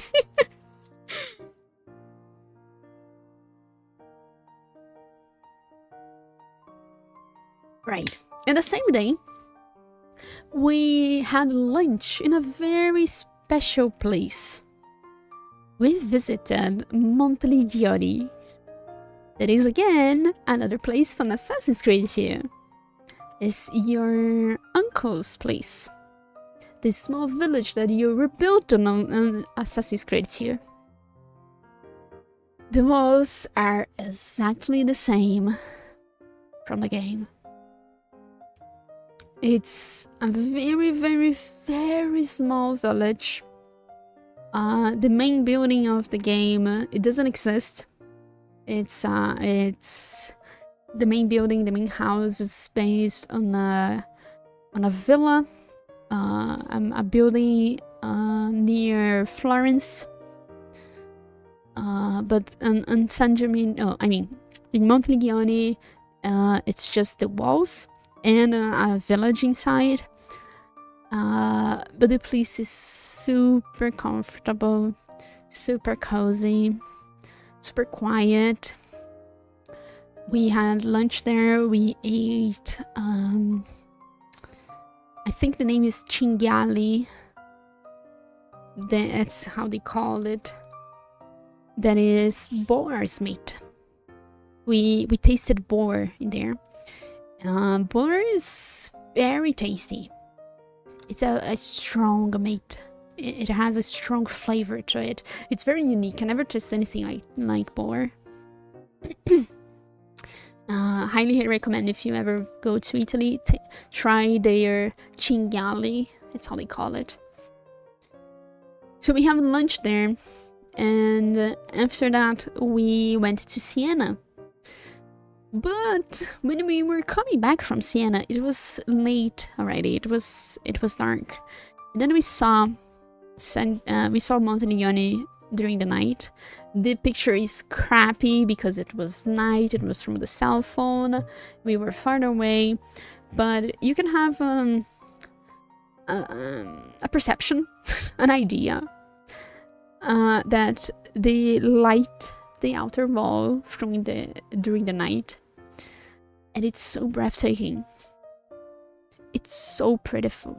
It's so pretty because the night is very dark. The day we took this picture was another day, and it was very light because we had a full moon there. But the first day that we came back from Siena and we saw Monteliggioni during the night, it was very dark. It was cloudy and it was super dark. And the only light in the distance was the yellow light, the orange light in the walls. It was honestly breathtaking. It was one of the prettiest things that I saw in the trip. The lighting of the outer walls of Monteliggioni. And I even asked our friend to ride me there another day, another night indeed. to try to take a picture because I couldn't take the picture on the night that we came back from Siena. And even though the pictures, they're not in a higher quality, in a good quality, they are they bring some memories, because I saw that with my own eyes, and it's not something that I will forget. The pictures help you remember the story, but when you like not remember the story, it's a sparkle that rekindles your memory, and then you close your eyes and you see it again in the same, like, it was amazing. If you ever travel to anywhere, be watchful towards this kind of experience. There are a few things that it's something for you to see. To see, it's the experience, and a few things that you will see will mark you. And try to be watchful towards that. It's my my advice. Okay. So yeah, we went to Siena. And Siena is another big city. Not as big as Florence, but as big as like Vicenza and Verona. Siena has a very nice story. I mean, a nice festival to it. I think it's around November or September again.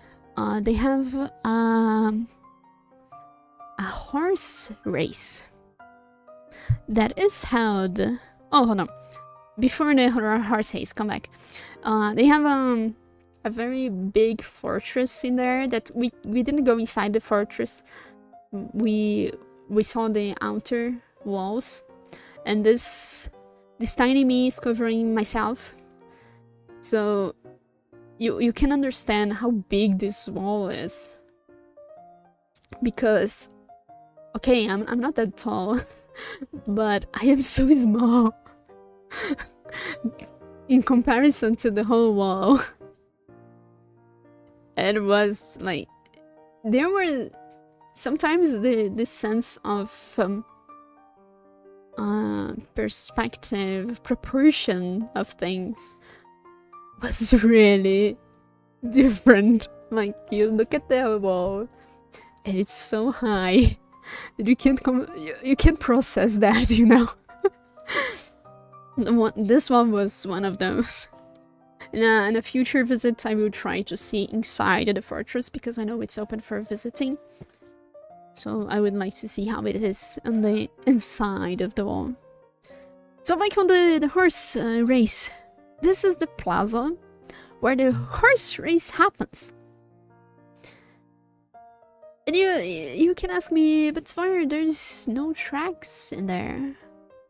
That isn't a place for a horse race. Well, although I agree with you that there is no tracks, in the beginning of time, Romans did things different, you know. So how it is, how it happens. I saw pictures. The lighter area of the plaza is where the crowd stays. So this gets full of people. You can see the floor, you can see, you only see heads. You only see thousands and thousands of heads of people. And then on this darker path that goes around the light path is the track for the horses to run. They say that it's a very big festival, a very big time. The city has, I think it's 6. I don't remember very well of the number, but it has horse teams like soccer teams, football teams. You have the horse running teams, and the town goes all colorful with the flags of each team. And during the festival, they do a parade.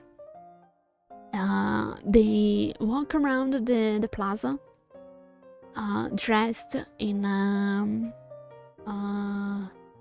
festive way of the old times. Like, you look at the picture and you see, you understand that kind of costume is from like 1,000 years old. And they do like they throw the flags up and down. They swirl it. They do a whole thing that a parade does. And when we arrived in Siena, we heard a drum. We heard a drum being played, da-da-dum, da-da-dum, da-da-da-da-da, in a rhythm very unique. It was playing on the rhythm, and we were, wow, there's something happening. And we walked closer to a place that we are going, and the drum got louder. And louder and louder and louder. And it turns out that the drum player, it was only one guy. He was playing in the place that we were going. It was a plaza beside one of the churches. And he was playing one drum. That small drum that you hang on the neck, and then it's on the horizontal in front of your belly. It's that is small drum, and he was there,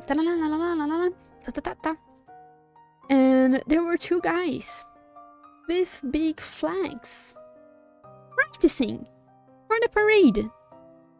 So the guy on the drum was playing in a rhythm, and based on what he played, the guys in with the flags did the movements.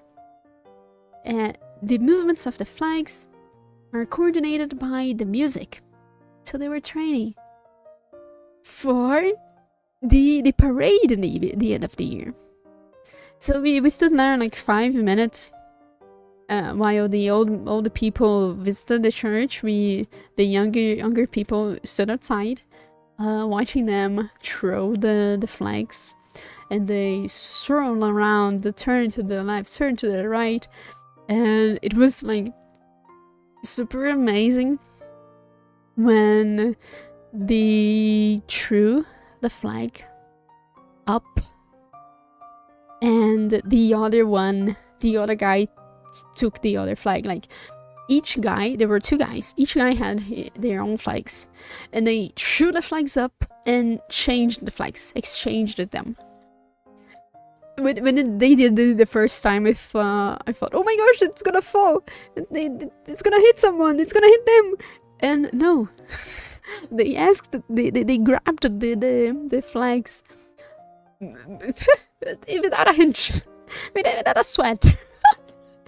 They were like probably practicing for a long time, many days, many weeks, maybe years.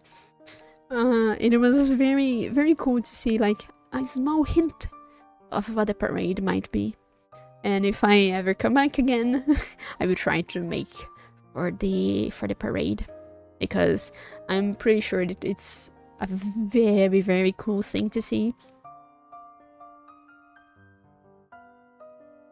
Siena also has a cathedral. Like, this is something that we joked about after a while.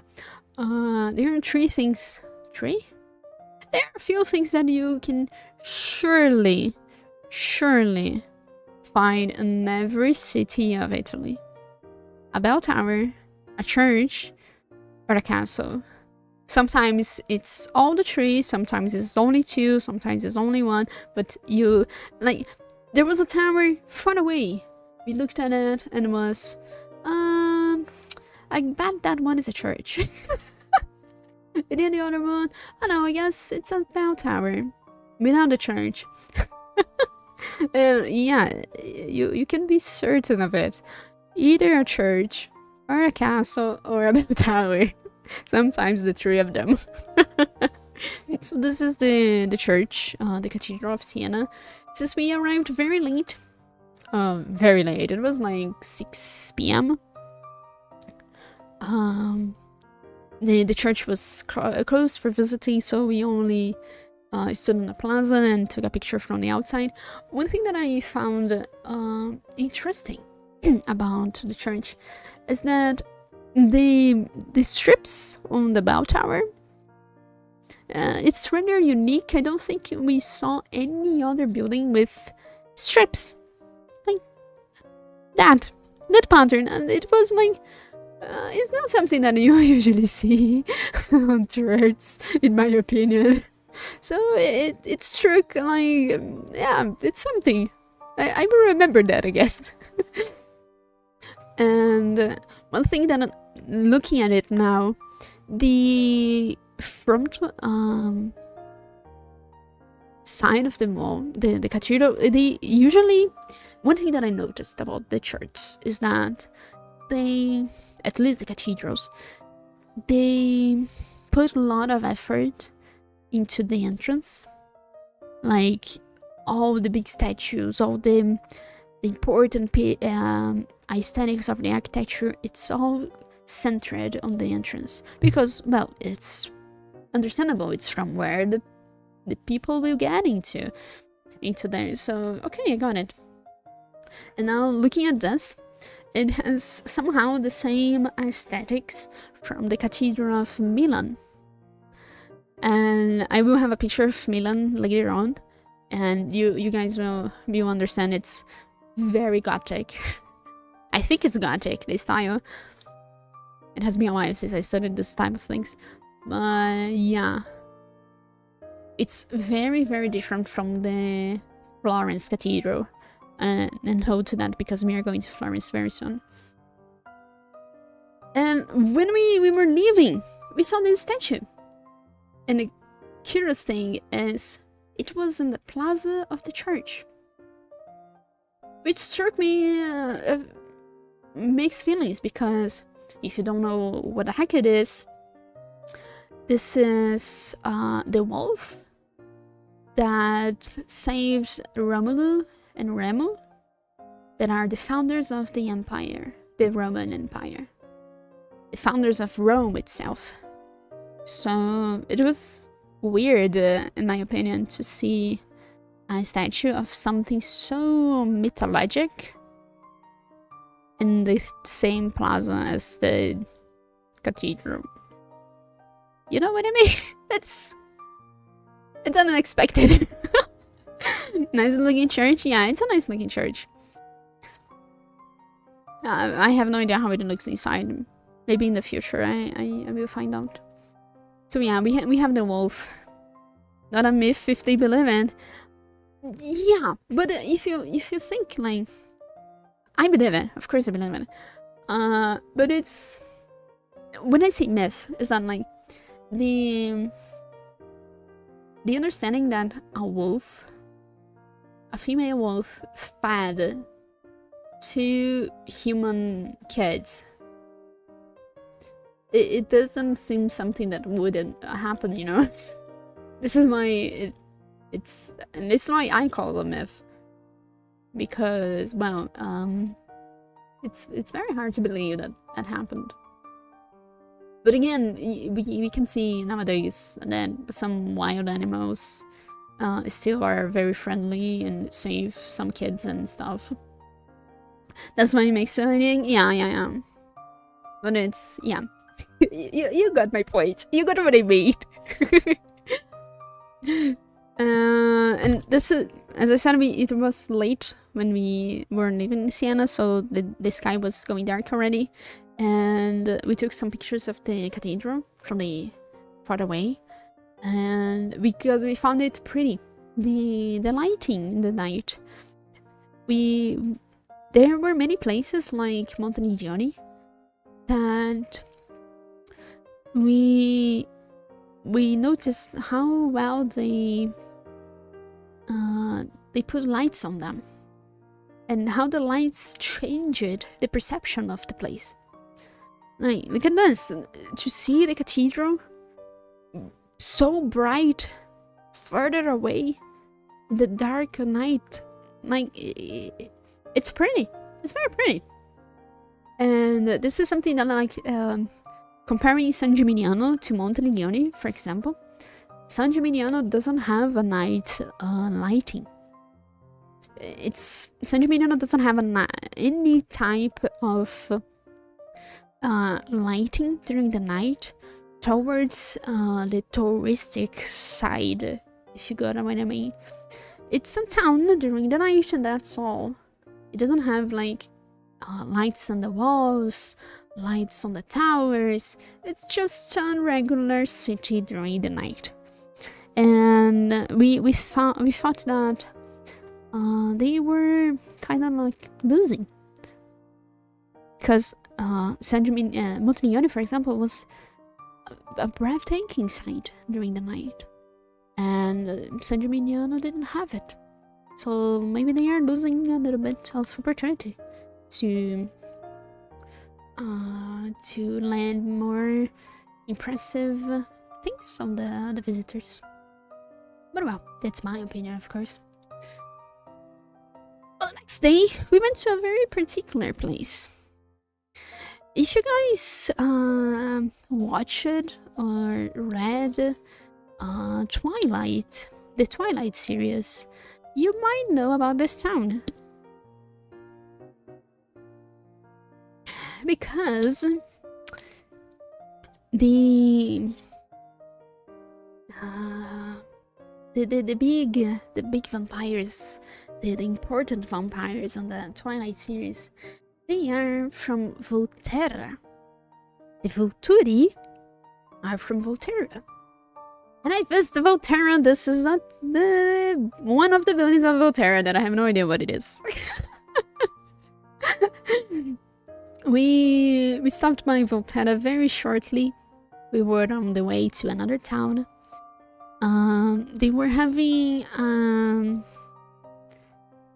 a geek, an anime sorta event. There were a lot of cosplayers around, anime cosplayers. They had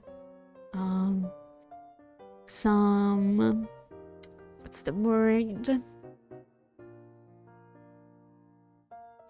Some tents selling products, just like a mini convention, you know. It was very surprising to see such like a modern convention to happening like in a city that, wow, is ancient, to say the least. And Volterra was very different from the other cities in Tuscany because it was very, very high. The mountain that Volterra is built on, it's very high, and Volterra, it's on the top of the mount. So this is one of the site, one of the walls that we went to, and this was the site that we could see. And comparing to San Gimignano, this is so damn high. It was very, very, very different from the other cities in Tuscany. Also very pretty. Like, you could see so far away. And again, Tuscany is pretty. If you ever have the opportunity, visit the Tuscany, anywhere in the Tuscany. And the Tuscany entirely, it's pretty. Of course, I didn't went through all Tuscany, but you got it anyway. And again, it was so weird to see some Lego exposure there. Like, excuse me, you're supposed to, I don't know, be ancient, being old. It was really it was a shock of culture, like in a different way. The table sure is interesting. If you put it that way, yeah, I agree. This is probably from the 90s. Poor table being judged. Yeah, it was cool. And from there we went to Livorno. Livorno is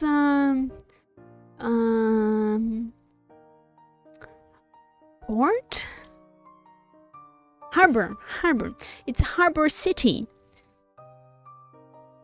Again, we went to Venice, right? On another day. Venice is again another harbor city to the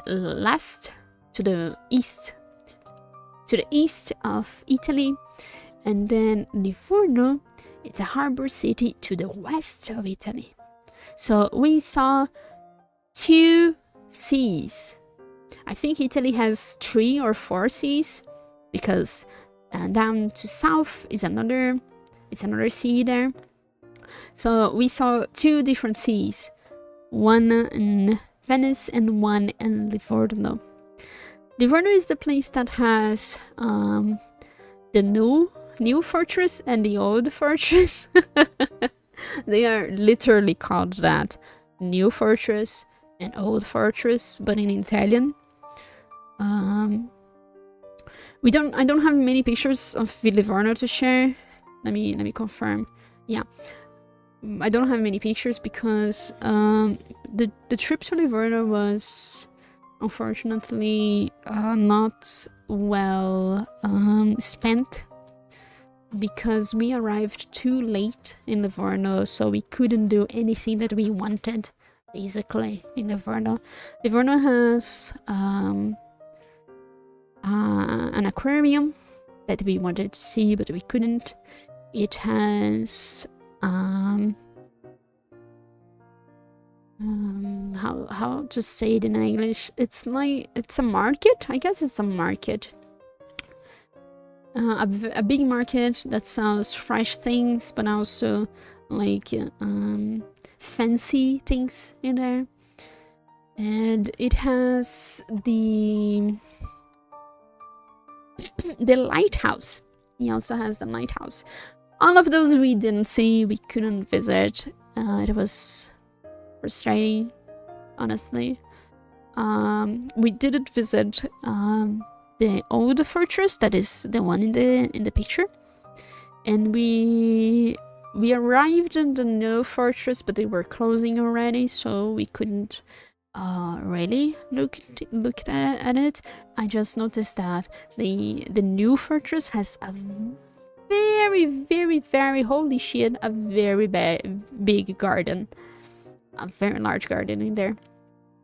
The cool thing about the old fortress is that you can get inside the foundation level.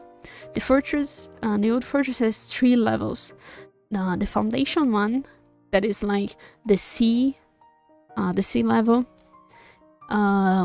The middle one, that is like the base of the fortress, like the general area, the common area of the fortress. And then you have the higher level, that is the walls. There are one place or another that you can go in a stair and walk through the walls. Unfortunately, I don't have pictures to show, because we aren't the pictures. We didn't take pictures that I could like hide hide me or anyone inside. But it's a very nice. The fortress was very cool. To see the foundation, to see there were some places that was closed with a gate, with a fence. You couldn't cross, but you could see there the ruin, pieces of the ruins, like some parts of the fortress that were destroyed, but the fortress is still like hanging. It was a very nice place to visit. It's for free to get in there, so it's very welcome. And leaving Livorno, we visited Pisa, the tower that is falling, but it's not falling anymore. It's just a bit like this. yes, the tower is very like that. It's a bit it's a bit scary, honestly. The place that the tower is a very big area with the church, and I only understood what the Tower of Pisa is when I went there, because they, at least here in Brazil, they don't tell us much of the tower. They say, yeah, it's the tower that the Italians built, and it's to the side now, and they try to not let it fall because the foundation it couldn't do the job it's supposed to do. But they never explain what aside that. Aside the problem with the tower, aside the minimum incident with the tower, the small incident, what the tower is. Well, I discovered and I will tell you. Before, I said that any tower could be a bell tower, a church tower, or a castle, right? The Tower of Pisa, it's a bell tower. It's the bell tower of the church. I'm not sure how the churches are throughout the world, but here in Brazil, the ones that has bells, not all of them have a bell, but the ones that have a bell, the bell is like, it's within the building. Of course, the church has a tower where the bell is, but the tower is kind of like, it's mixed in the building. It's not separated from the building. But in Italy, I noticed that it can be either together with the building or separated from the building. And the pizza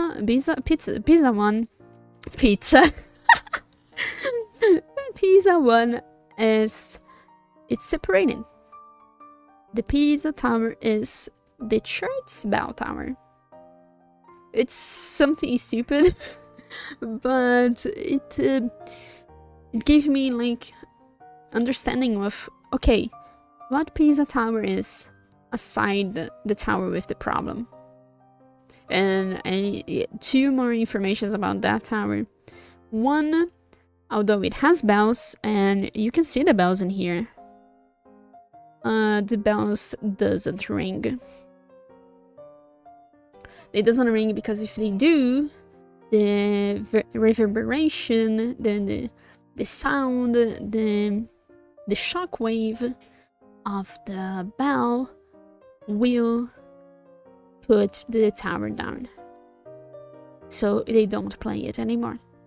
What they do play is a recording. There's a digital bell playing, a digital recording of the bells. But the bells itself, they don't move. And the second interesting thing, in my opinion, is even more frightening to the idea of the tower falling, is that you can climb it. The tower has you can go from inside it and climb to the top. It's not a tower that you shouldn't climb it. No, you are allowed to do it. Should you though? I don't know. I know that I don't have the courage. But my friend said that he did, and it's pretty inside. But I will trust him. I will trust his words, and I will take it as enough. I don't have the courage to climb that tower. Do you? I don't. No. I decided to climb another tower, and I will arrive that soon. But yeah, Pisa was pretty. I never, as I said, I never knew what Pisa was. And it was pretty to see it beside the church. This is why I chose this picture, because you can see the church and the tower, and you can understand that they have the same aesthetic, and the realization that, yeah, the Tower of Pisa is not alone. It's not a landmark on its own. It's part of something else. It was cool for me, so I wanted to share. And here we are, to the heart of Florence. Again, my Assassin's Creed 2 fangirl was beaming, because yes, we reached Florence. We went to Florence for 3 days. It was not nearly enough. I feel like to touch the surface of Florence, I would have to go there an entire week. But it would be like just the surface of the city, because, wow, it's the heart of the what was it, Renaissance? I don't know the name in English, but wow, it's where Leonardo da Vinci did all the things he did, where Donatello, Raphael, all the teen turtles, mutant turtles did the things, you know. Jokes aside, Florence is great. It's a big city. Very big city, bustling with people. From the 3 days that we went there, on 2 different days, we crossed different people, singing opera in the middle of the street. Opera! Without anything, just their own voices, their own guts and everything. No help from microphones, no help from anything. It was just them. And we could listen to them through blocks away. Congratulations to them both. There was a lady and a guy. They were singing beautifully. And there was rightfully a whole crowd watching them and listening to them. Yeah, on this picture we have the Cathedral of Florence and the Bell Tower of Florence, that both of them you did climb on Assassin's Creed 2. Through the outside, of course. Hold on to that thought, I will come back to that later. So, on the first day of Florence, we went to only one place. In one place only. Oh yeah, this is in the path to that one place. And this is something curious. In the other cities that also happened, but in Florence it happened a lot. We were walking, and then we have a square with a big fountain of Neptune in there, on his all full glory. With nymphs and horses and fauns and everything that should have in the fountain. And we have statues. There were dozens of statues there in this plaza. And I believe some of them are very famous statues. And they were so well preserved. Again, it was scary of how well preserved some things were. And I think this statue is one that is famous. It's unfortunately the picture is cutting the head. It's the killing of Medusa. Medusa is the head of Medusa is in here. It's not Theseus, Perseus killing Medusa. I think this one is a famous one because we saw pictures and trinkets of it, so I think it's a famous one. And this was like on a square, outside of any museum, outside of anything, just there in a plain road. Everyone could watch, everyone could take a picture. And it was like, wow, they really aren't everywhere, doesn't it? But on this day we went to, I believe it's the biggest museum in Florence. It is called the Uffizi Museum. and the museum is so huge. You can't understand how big the museum is. The museum opens at 8 a.m., 8:30, I guess, and you can stay there as much as you are able to. You don't have a time limit to leave the place. We got in there around midday and a half, because I couldn't get an earlier ticket. And you can stay there until it's closing, that is 6 p.m. And the museum is so big. It has so many rooms, so many corridors, full of art, full of statues, full of paintings. Look at the floor. Even the floor is a piece of art. It's so that we can't get inside this room in the picture. I had to take the picture from the outside. And like, the room itself, it's a piece of art. Let alone what is inside the room. And again, this is the ceiling. Excuse me. I took this picture with my cell phone. I'm not sure if it has some kind of filter applied, because it wasn't that yellow. It was white with golden details. But look at the detailing on the ceiling. It's this fucking ceiling, guys. It was like the museums in Florence. They were at another level of things, because come on, it's the ceiling, man. And there's more. This is a painting in the ceiling. They were this one. It was on the corridor.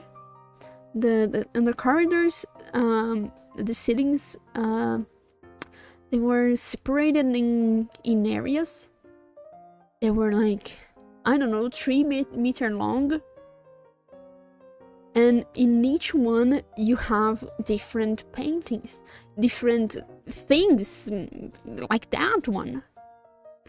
So many, it was a lot of them. From different type of artists, different time in time, I guess. I don't know.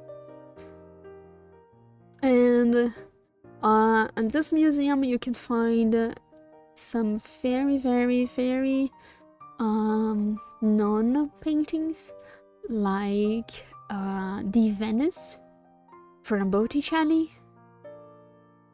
I should have taken a picture to show, but it's the one that Venus is being born in.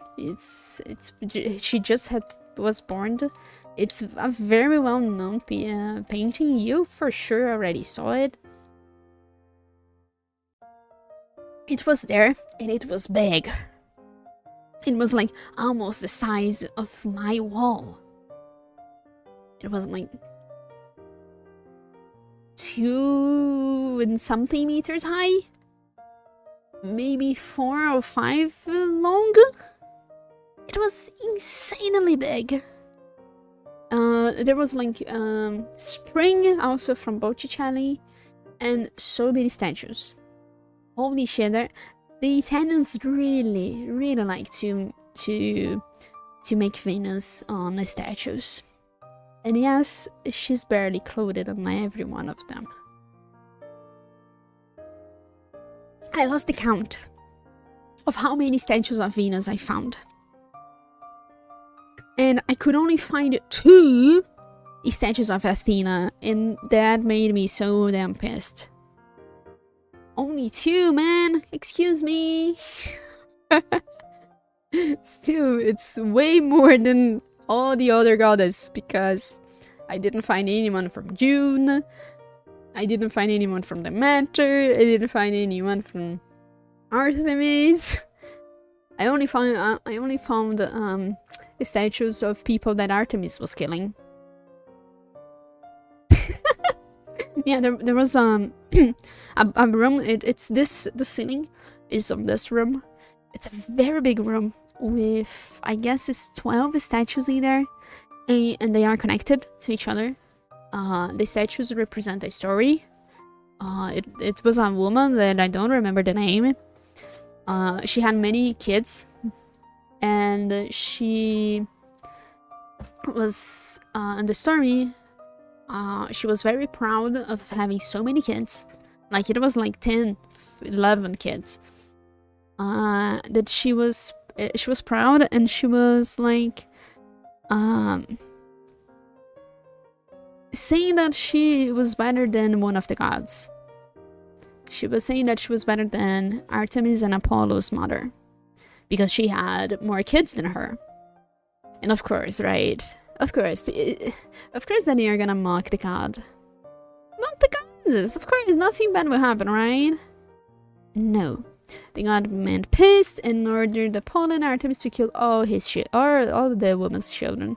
So the statues are the woman and her kids being killed. That's the story. But the statues were very pretty. You could really feel the desperation in the statues. Anyway, moving on. It's a big museum.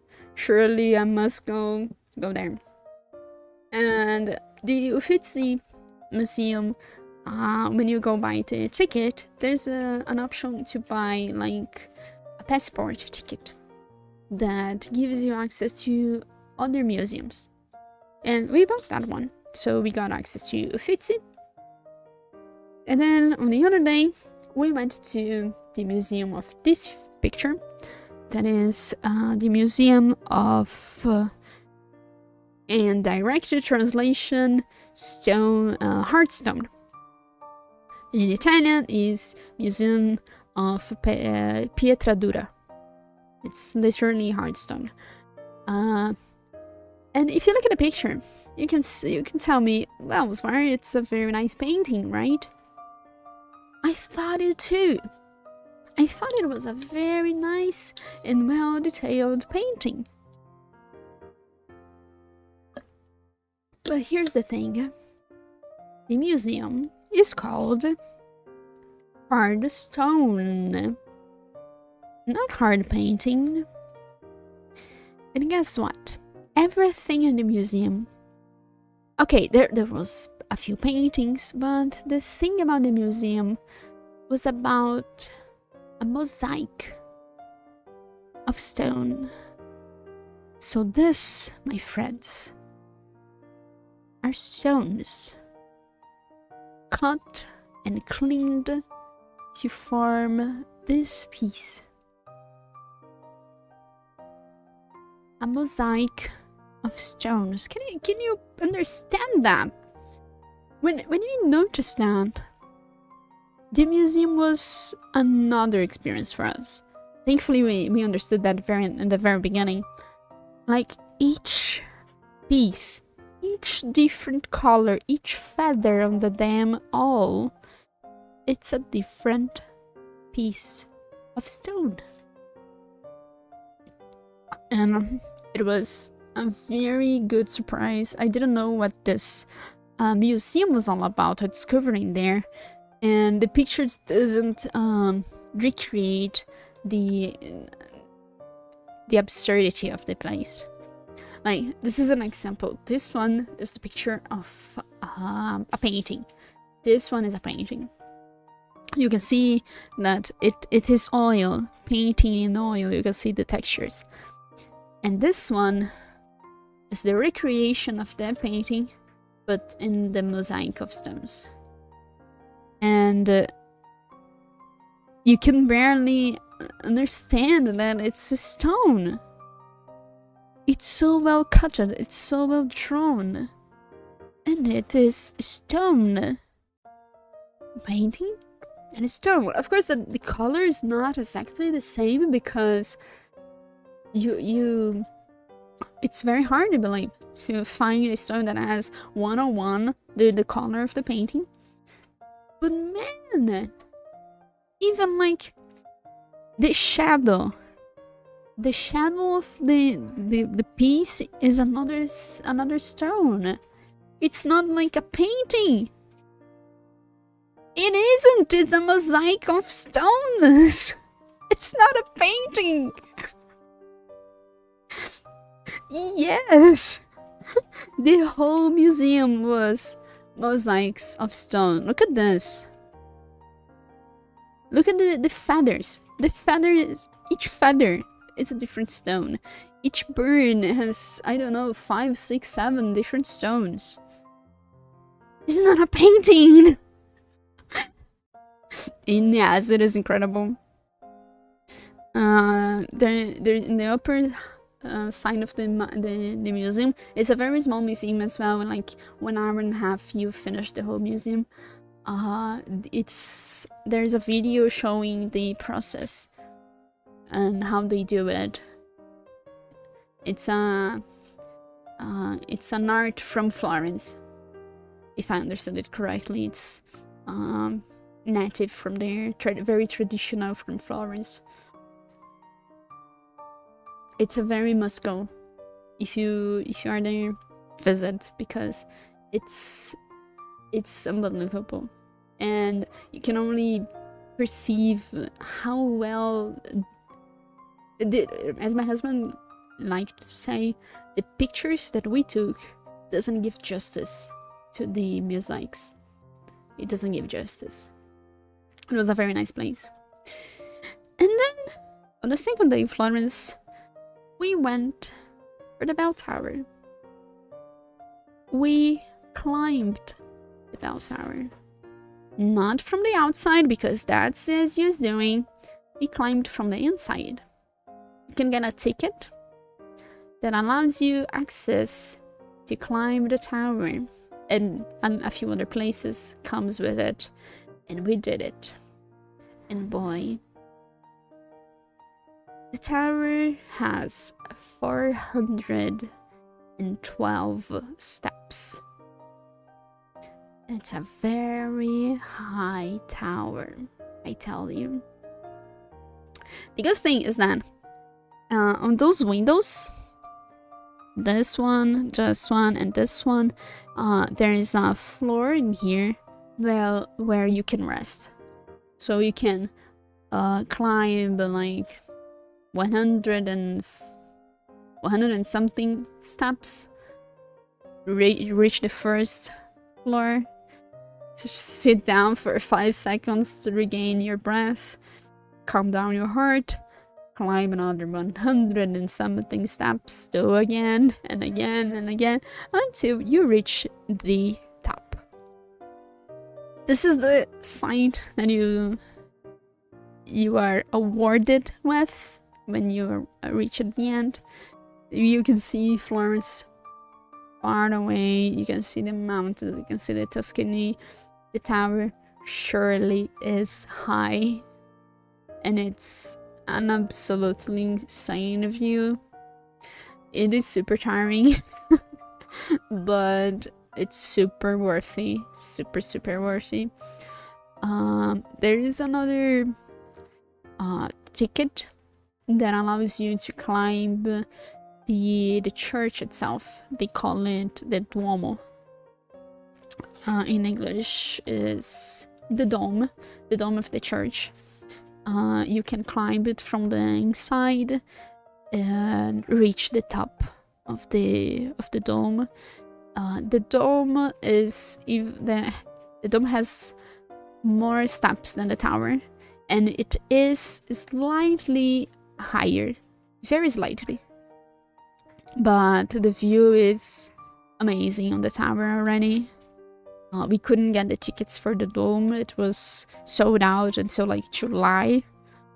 So if you ever plan to go to Italy beforehand, buy that if you are willing. Hi, Melon! Welcome! Oh my god, I missed you so much. How are you doing? Been a while.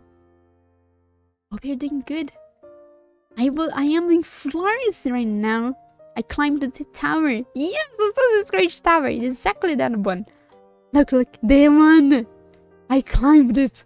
I was wearing my Ezio's shirt for sure. I climbed with the Ezio's shirt. 412 steps. Very tiring, I tell you. But totally worth it. Yep, it's literally just that one, exactly. Do they have a convenient place? Hail Bay on there too? No! And the worst thing, we can't see on this picture. Let me see if the other one has it. Hold on. Yeah, on this one, you can see very small in here. Can I get closer? I can. Okay. You can see that they have a grid. They have a safe grid in the top of the tower. So it's very like it's safety first, of course. But for the pictures, it's very bad. Yeah, it's a good thing. Yeah, probably someone already did something that shouldn't.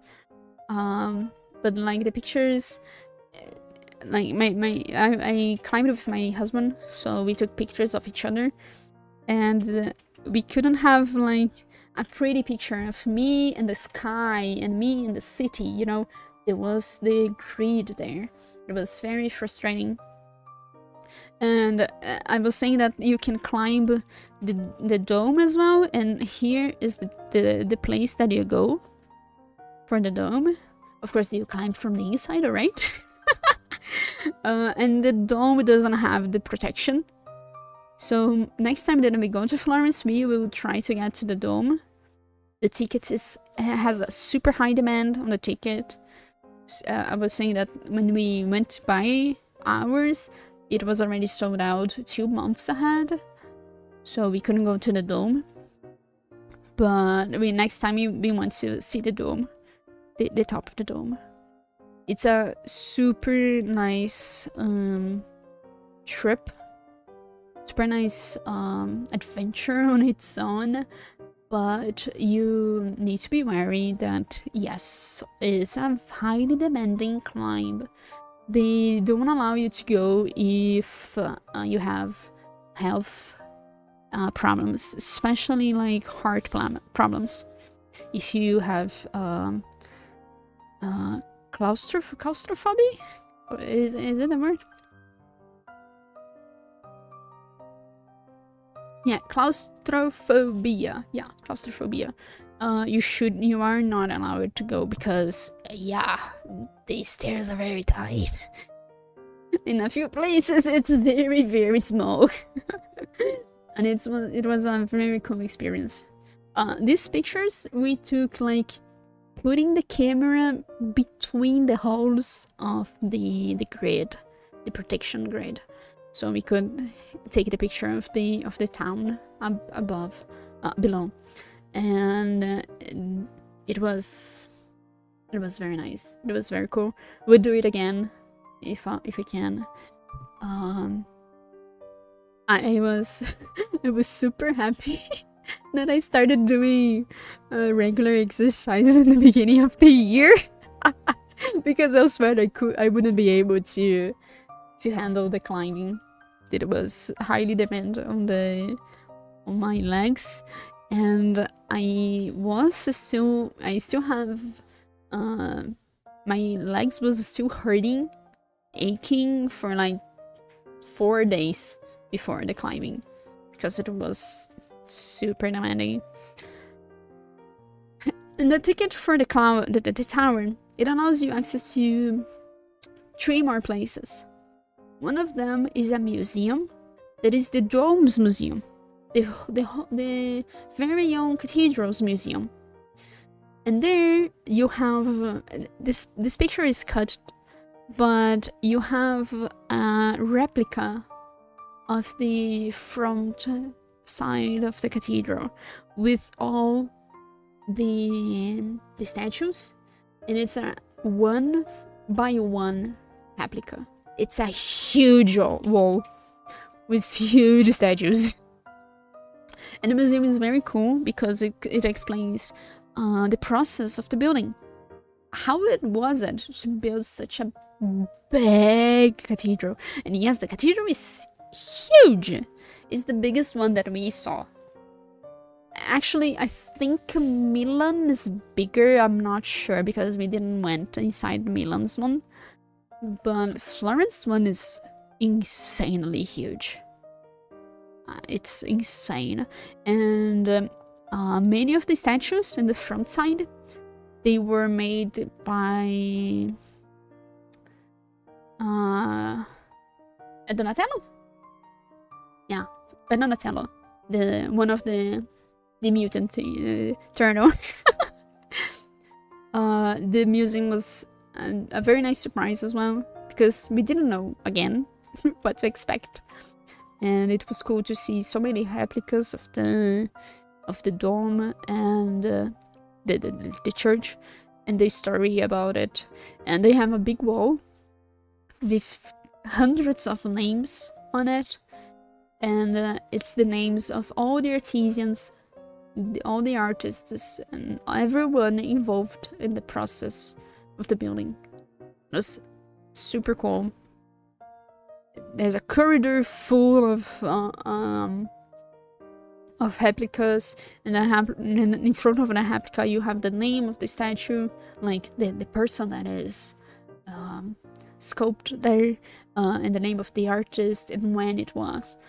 They have everything labeled and organized. As a nice organization thing, I guess. And another thing that we had access to was to, how can I say it? All right, let's give you a bit of history first. The big cathedral, it wasn't always there. Before it, there was a small church. In the same place, there was a small church. And then they said, oh, the church is too small. We want a bigger church. Let's build a big church. All right. For that, they had to demolish the older one to build another one in the same place. But they kept what they could leave there. They did. So this is the floor and the walls of the old church, the one before the new cathedral, and it's there for you to visit. The height is very small because this ceiling is the floor of the new church. So it's a tiny bit claustrophobic, but it's nothing that you couldn't handle, I guess. And you can see the floor around here. You are not allowed to walk. They have a very predetermined path that you can follow. You cannot stop on places that are meant to be kept clean and devoid of damage. But it's very cool to see all the walls, the floor. They even kept a few tombstones, because I don't know what the heck they think about it, why they think it's cool to bury people inside the church. It happened a lot, it seems. And there was like, I don't know, 12 tombstones in there? 10 at least. But they only exposed the tombstones. I think they removed the tomb itself. I hope. But it was a very nice place. And I said before that many churches that we visited were super glamorous, super full of statues, full of paintings, full of gold. But surprisingly, Florence Cathedral was the simplest one that we saw on the inside. The inside was so clean, it was so simple. There were only three things that brought to the eye and inside the church. One was the inner painting of the dome, like the Sistina Chapel. It's painted on the inside, and it was a very nice painting with lots of layers, basically telling a story. It was very cool. The second thing was the vitrals. Is it how it works? The stained glass, according to the Google. And thank you for the lurk, madam. Have a good night, and thank you. The stained glasses, they were so well done. They were so clean, and the colors were so vivid. Self-care, thank you. The stained glass was amazing. And the third thing that, in my opinion, is cool is not it's not the church itself, but the church had two how does it say, two organs. Usually in the church, the big ones, you have one organ or a big organ, but on this church they have a double organ. So it was two organs. I'm not sure if you need two people to play, or if you only play in one place and it replicates. I don't know, but I found it impressive. But the church itself was very clean, very, very simple. They really kept the glamorous part on the outside. The outside of the cathedral has so many statues that I lost the count, but inside it's very simple, and I appreciated that. I was raised as a Catholic, so on that church I really felt well in there, while in the other churches I felt uneasy. But on that one, it was alright. Sometimes the best of things lies in the simplicity of them. So the Cathedral of Florence was amazing. 10 of 10, I will come back to it and visit the tower, visit the dome, visit the ruins of the old one. And it's a very nice one. Very nice opportunity if you can. About the church, it was done, and on the other day we went to another places and we crossed that bridge that is showing on the picture. That bridge, surprise, it's called Old Bridge again. The Old Bridge of Florence. I tell you guys, they are not good with names. It's a famous bridge that has stars in it. I think it was this one that had, like, it was only truly stars.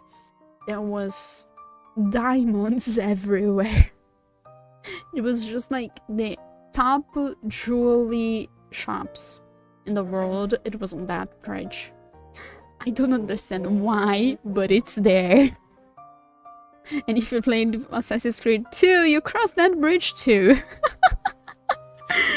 It was just impressive to cross a bridge full of diamonds everywhere. But yeah, it's a bridge. It's a landmark of the city. If you go to the palace of Pitti Palace, you will cross that most probably. And this is where we went, to Palace Pitti Palace. It's a huge palace, as big as the museum, the Uffizi Museum, but many sections were closed, so the visit was rather quick. It has, behind the palace, it has a huge garden. I forgot the name of the garden, but the garden itself, it's another landmark. Unfortunately, both of them are not free to visit. You need to get a ticket. Either they combined the ticket that we got, or a single ticket for each one of them. In the Palace of Pitti, I will show one other thing or another that I found very, very interesting. Like this, it was a huge ballroom with huge lights like those. They were showing them off. It's a museum. Let's show off the things that the older rich people had. That's the thing. It's a palace after all. But it was really cool to... I never saw lights as big as those. How is the word in English? Candle holder. Thank you, Google. Thank you so much. Candelabrum. That's a better one. But I'm not sure if candelabrum is this one or if it's the other one. Anyway, you got what I mean. You can see the picture. It was huge. The ballroom was insanely big. Like, you can see the walls at the back. They are like almost 3 meters high. So the room itself was stupidly big. The rich people really know how to keep up with the appearances. And again, the same thing as the Uffizi Museum. The place itself was a piece of art, but we thought that the Pitti Palace was more crowded with art. It was like there were so many paintings on the walls. There was no free rooms on the walls. Every wall was filled with paintings. It was so many that it was like it was dirty already on the eye, you know? It was so many that you couldn't perceive all of them together. But again, the same thing that happened on the Uffizi. This is a picture of the ceiling. They did the paintings on the ceiling. This one is the Greek gods, Roman gods. It doesn't matter. It's the same. You can see a few gods here and there. You cannot, if you look closely, you can find them. And each room on its own, if it was empty with no paintings on the walls, the room itself would be a piece of art. The place was unbelievably beautiful. Again, look at this. This is the ceiling again. There are statues on the ceiling. Excuse me. Why you need to be so damn rich? It was pretty beyond reasons. It was super pretty and well maintained, well preserved. It's astonishing how this is well kept. And my mother raised the question, imagine having to dust clean this shit. Yep, it's a trouble. Oh, okay. And then we left the place, right? We left the place. We visited the National Archaeological Museum. National Museum. I don't know the order. The archaeological shed. It was a huge place with all those Greek vases of Hercules painted on it. You know what I mean. And the stones and pieces of broken stones, all those archaeological things, you know. But the thing that made me that make me sick, honestly, was this room that is filled with mummies. I never saw a mummy before, and now I unfortunately had. I can say it was cool. It was cool, but I'm not sure if I knew. Maybe I didn't want to. Well, jokes aside, very impressive. Very scary. Good thing that the swamp was already open and the curses had fallen to someone else.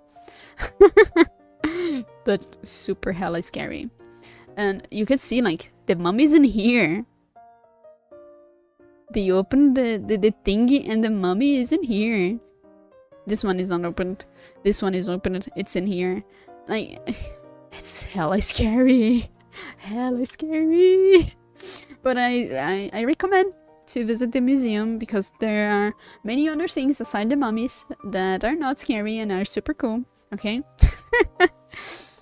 Like the tablets engraved and over all the things you see in the movie, you will see in here in real life. Even the mummies. Oh, the food.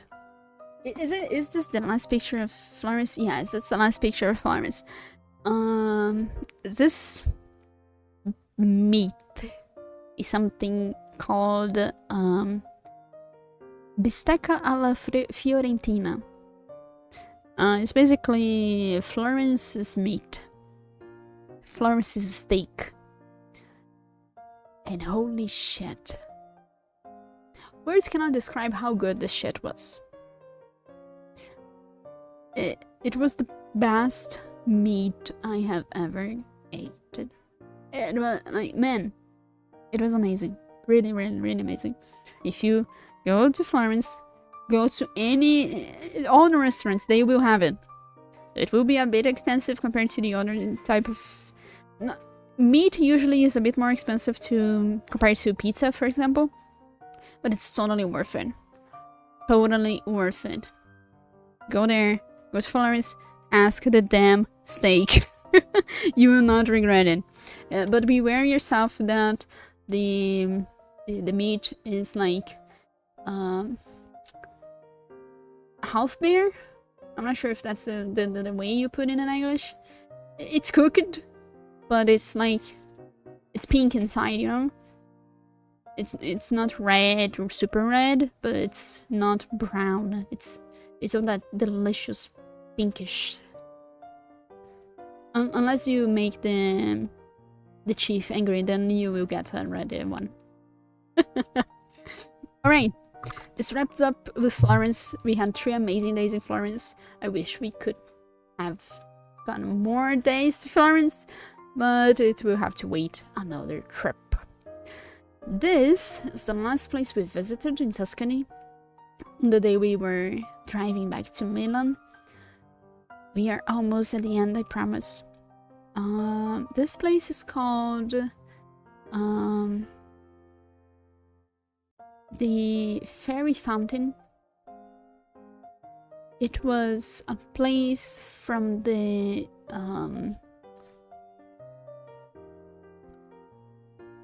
Etruscans. In the time of the Etruscans, they are from before the Roman Empire, if I'm not mistaken. They believed that the nymphs bathed in these waters during the night. And I can tell you, it's a very mystical place. They have some movement detectors, movement sensors, and when they detect that someone is there, there are a few sound boxes that start playing music, and it's like a very ethereal music. A very... It's the type of music that would play in a fairy fountain. Yes. They nailed it.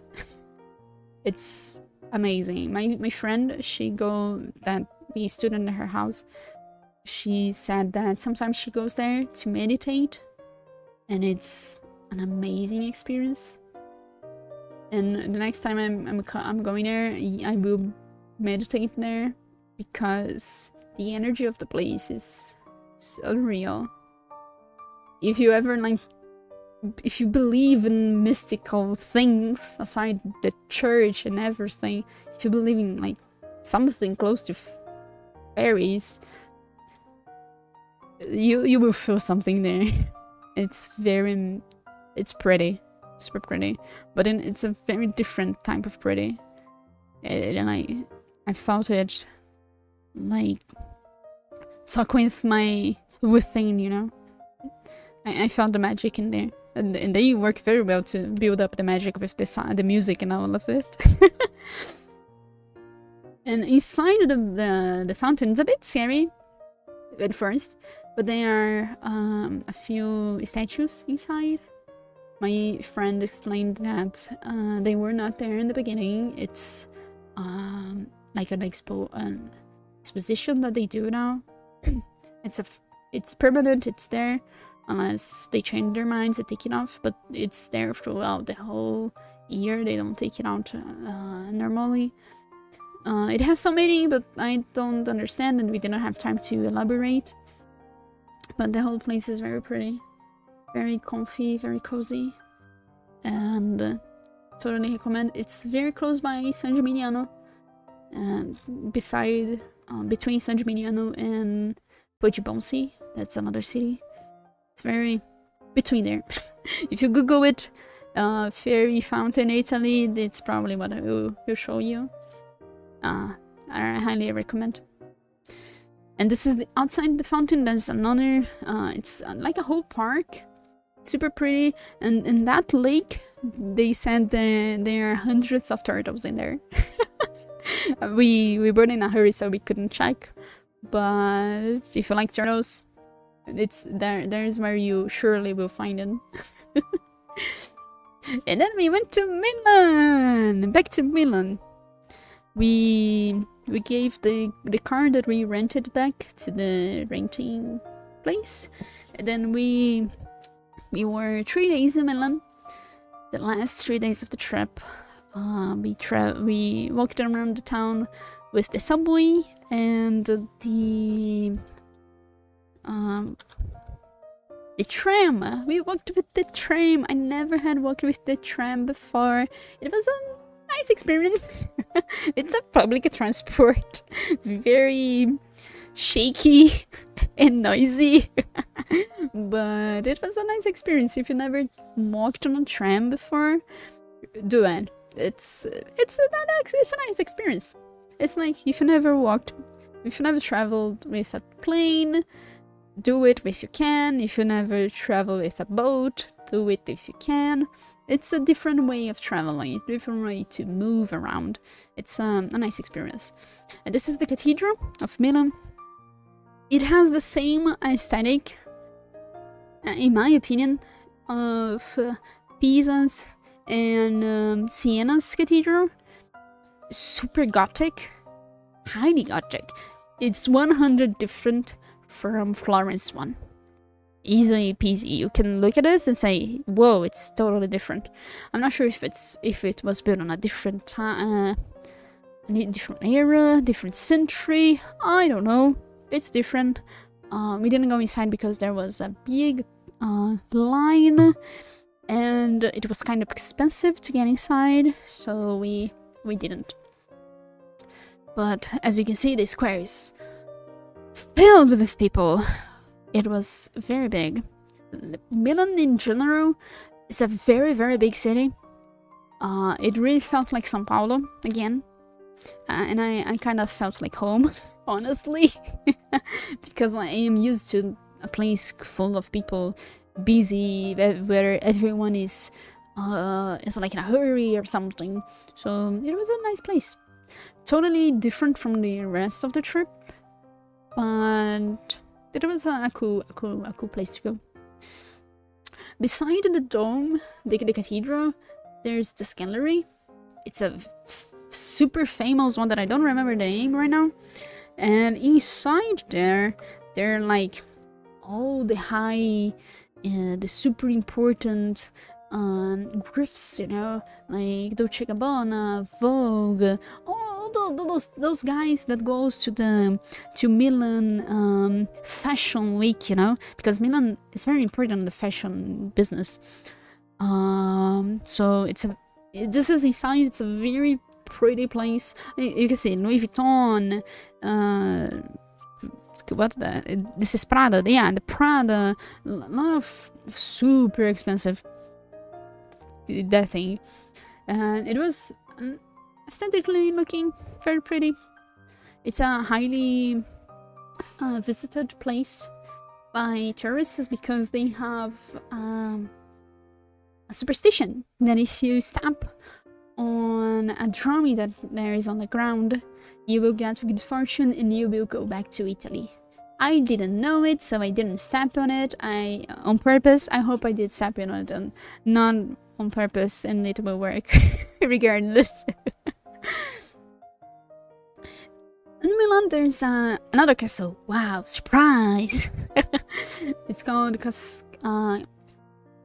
Forcesco's Castle. Castello Forcesco in Italian. It's huge, very well kept as well.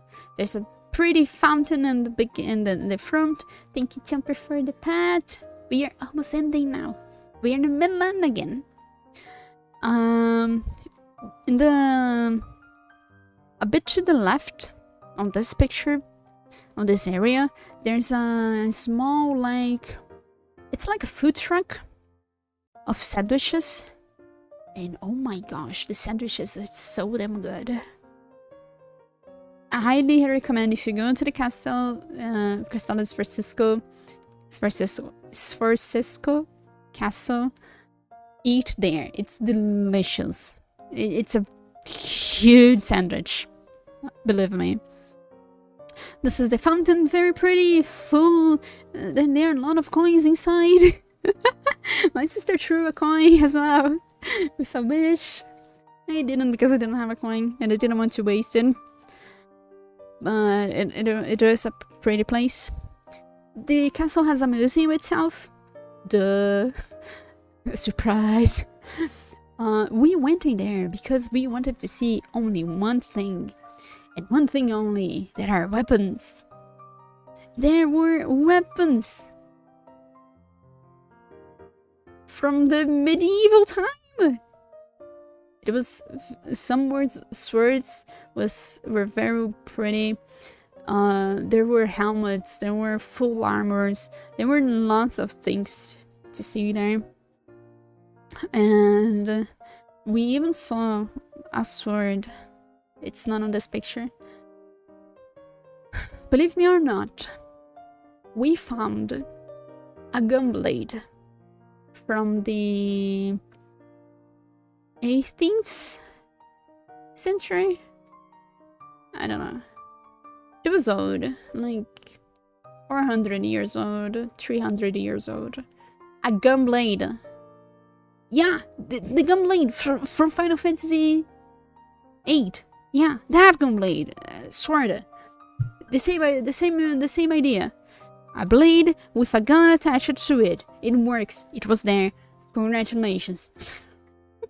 To the damn guy that believed it and made it. Yeah, gunblade existed. It's not. It's real, and it will hurt you. Run.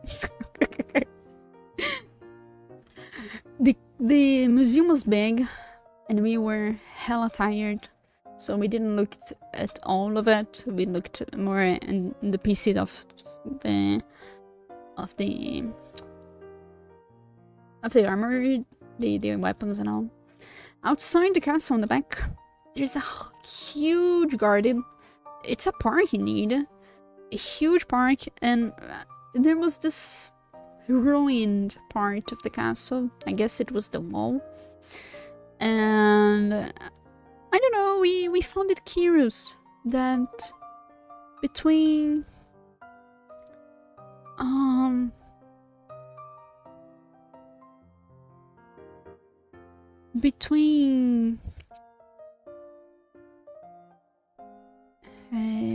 hold on, my mind, I forgot what I was saying. Okay, remembered.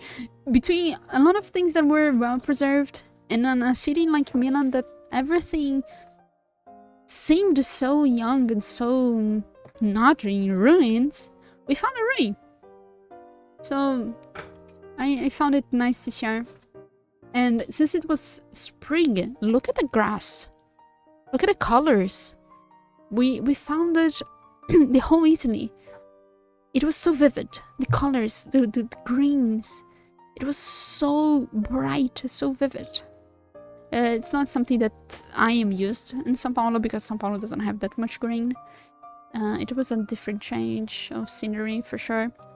And here's the picture of the right leaving. As soon as you leave the castle, you can see this shot, because back there in the back there's an arc. Its name is Peace Arc, I guess. No. The famous arc in France is the Freedom, right? If that one is the Freedom, then this is the Peace one. If that one is the Peace, then this is the Freedom one. They are very similar looking, and that's it. There was a lake on the park, and a doggo, very cute doggo, all dirty now. And there's the arc. It was huge. Unfortunately, they were having a festival in the evening, so there's a stage in here. You can see the full thing, but it's very nice. The whole statues, bronze statues, copper statues in here. It adds to it. And this is the view from the back, the castle on the back, the view from the arc towards the castle. And we visited the last place, the Museum of Natural History.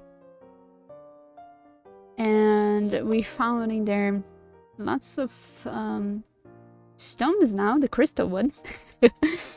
And there was a full room with a big room with full of them, but I got the ones that are purple for you to see, because of course purple, right?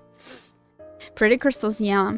We have Florita. Florita is purple, very nice. Although there is white Florita as well, and these ones are quartz with amethyst.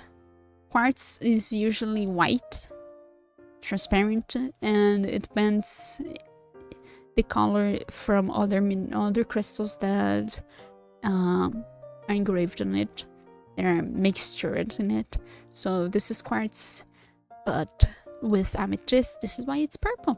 There were so many. Some were so damn big, like almost a meter long. No, okay, half a meter long, not a meter, but half a meter long. There were some that were huge, and of course, we had bones.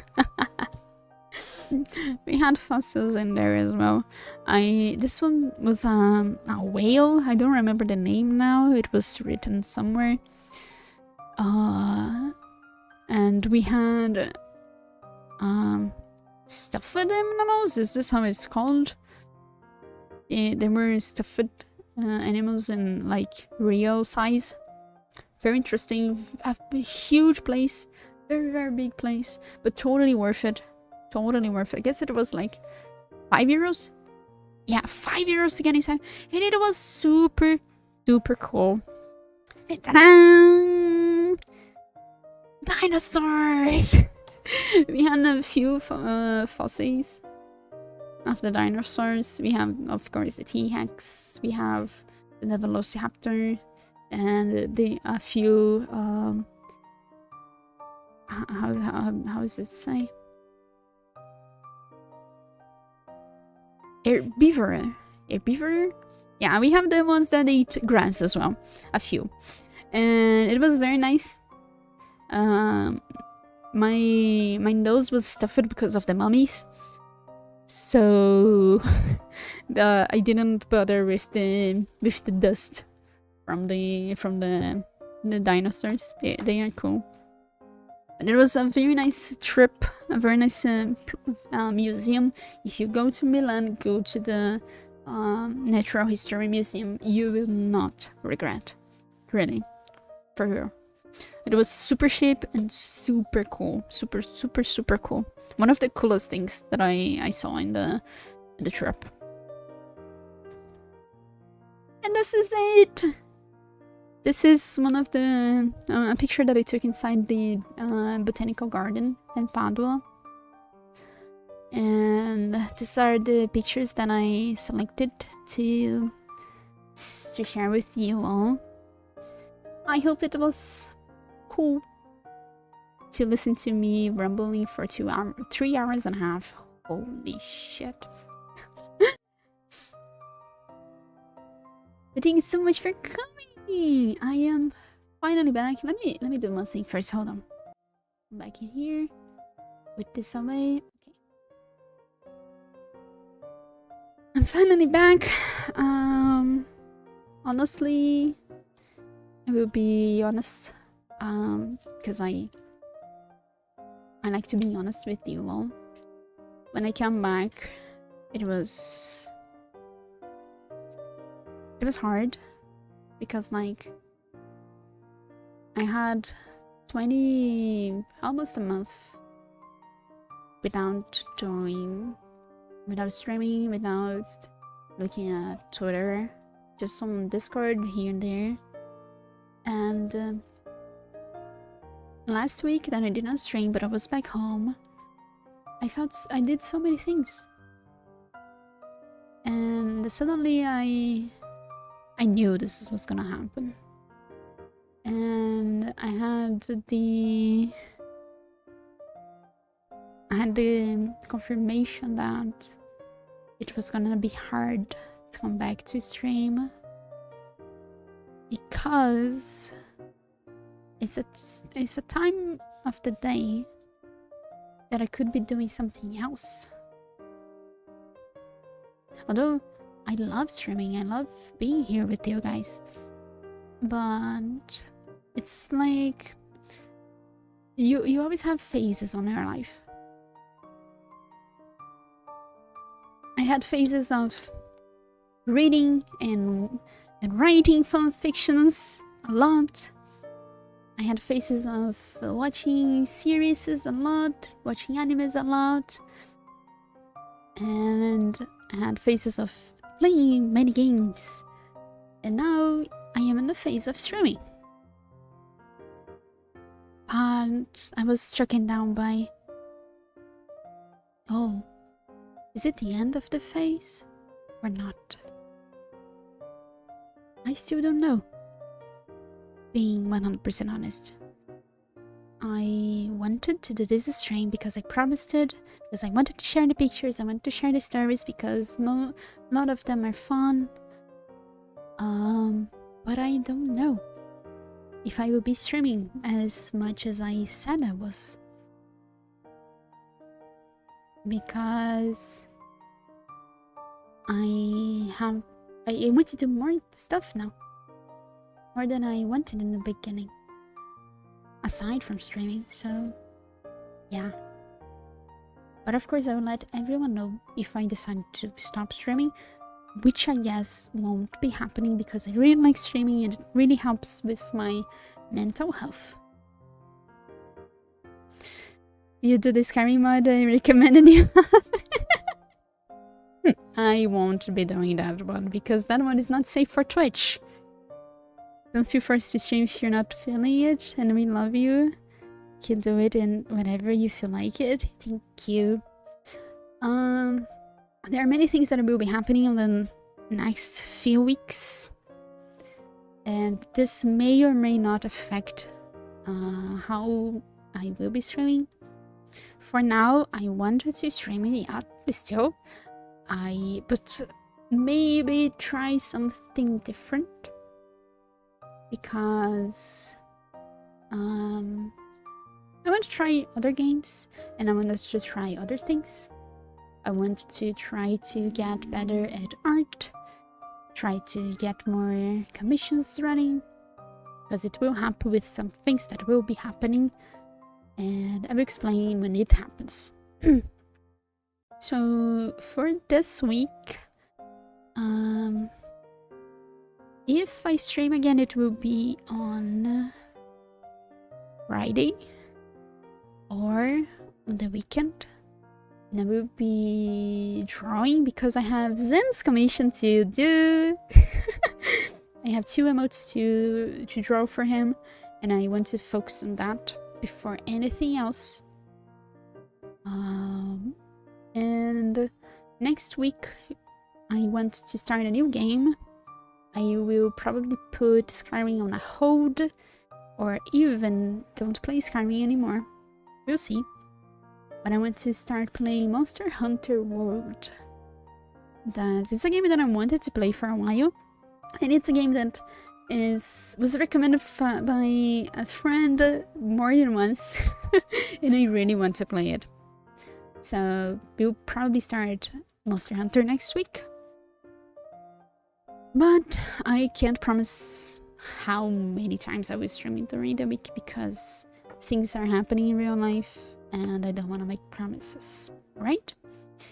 What I say is, I'm happy that I am here today. I am happy that I shared all the stories with you all. If you have any questions about a few places, feel free to DM me. I will help you with any information that I have about Italy and about anything that you have questions with. If I can help it, I will try. And that's all. Let's see someone to read.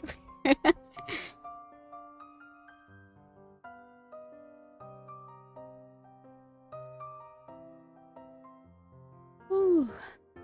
It was a long one. Wow.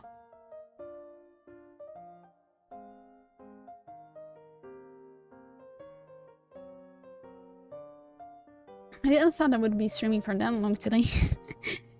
I'm glad I did it. I'm glad I talked about everything that I wanted.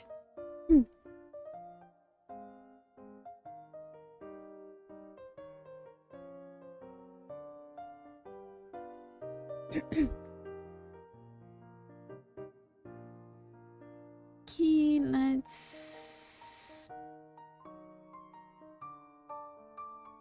read some friends. It was a good and comfy stream. Yay.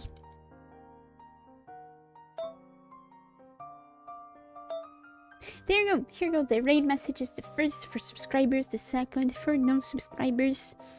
Thank you all again for coming today. Don't feel worried about all the things that I said in the end. Okay? I am not stopping. Even if I just stream like once a week. I really like streaming and it really helps my mental health for real. Hey Cash! Hi! Hope you could listen to the stories. Hi and bye. Alright, I'm going. Thanks so much for coming. Have a good night, a good rest of the week. And I see you all next time. Bye bye bye bye bye bye.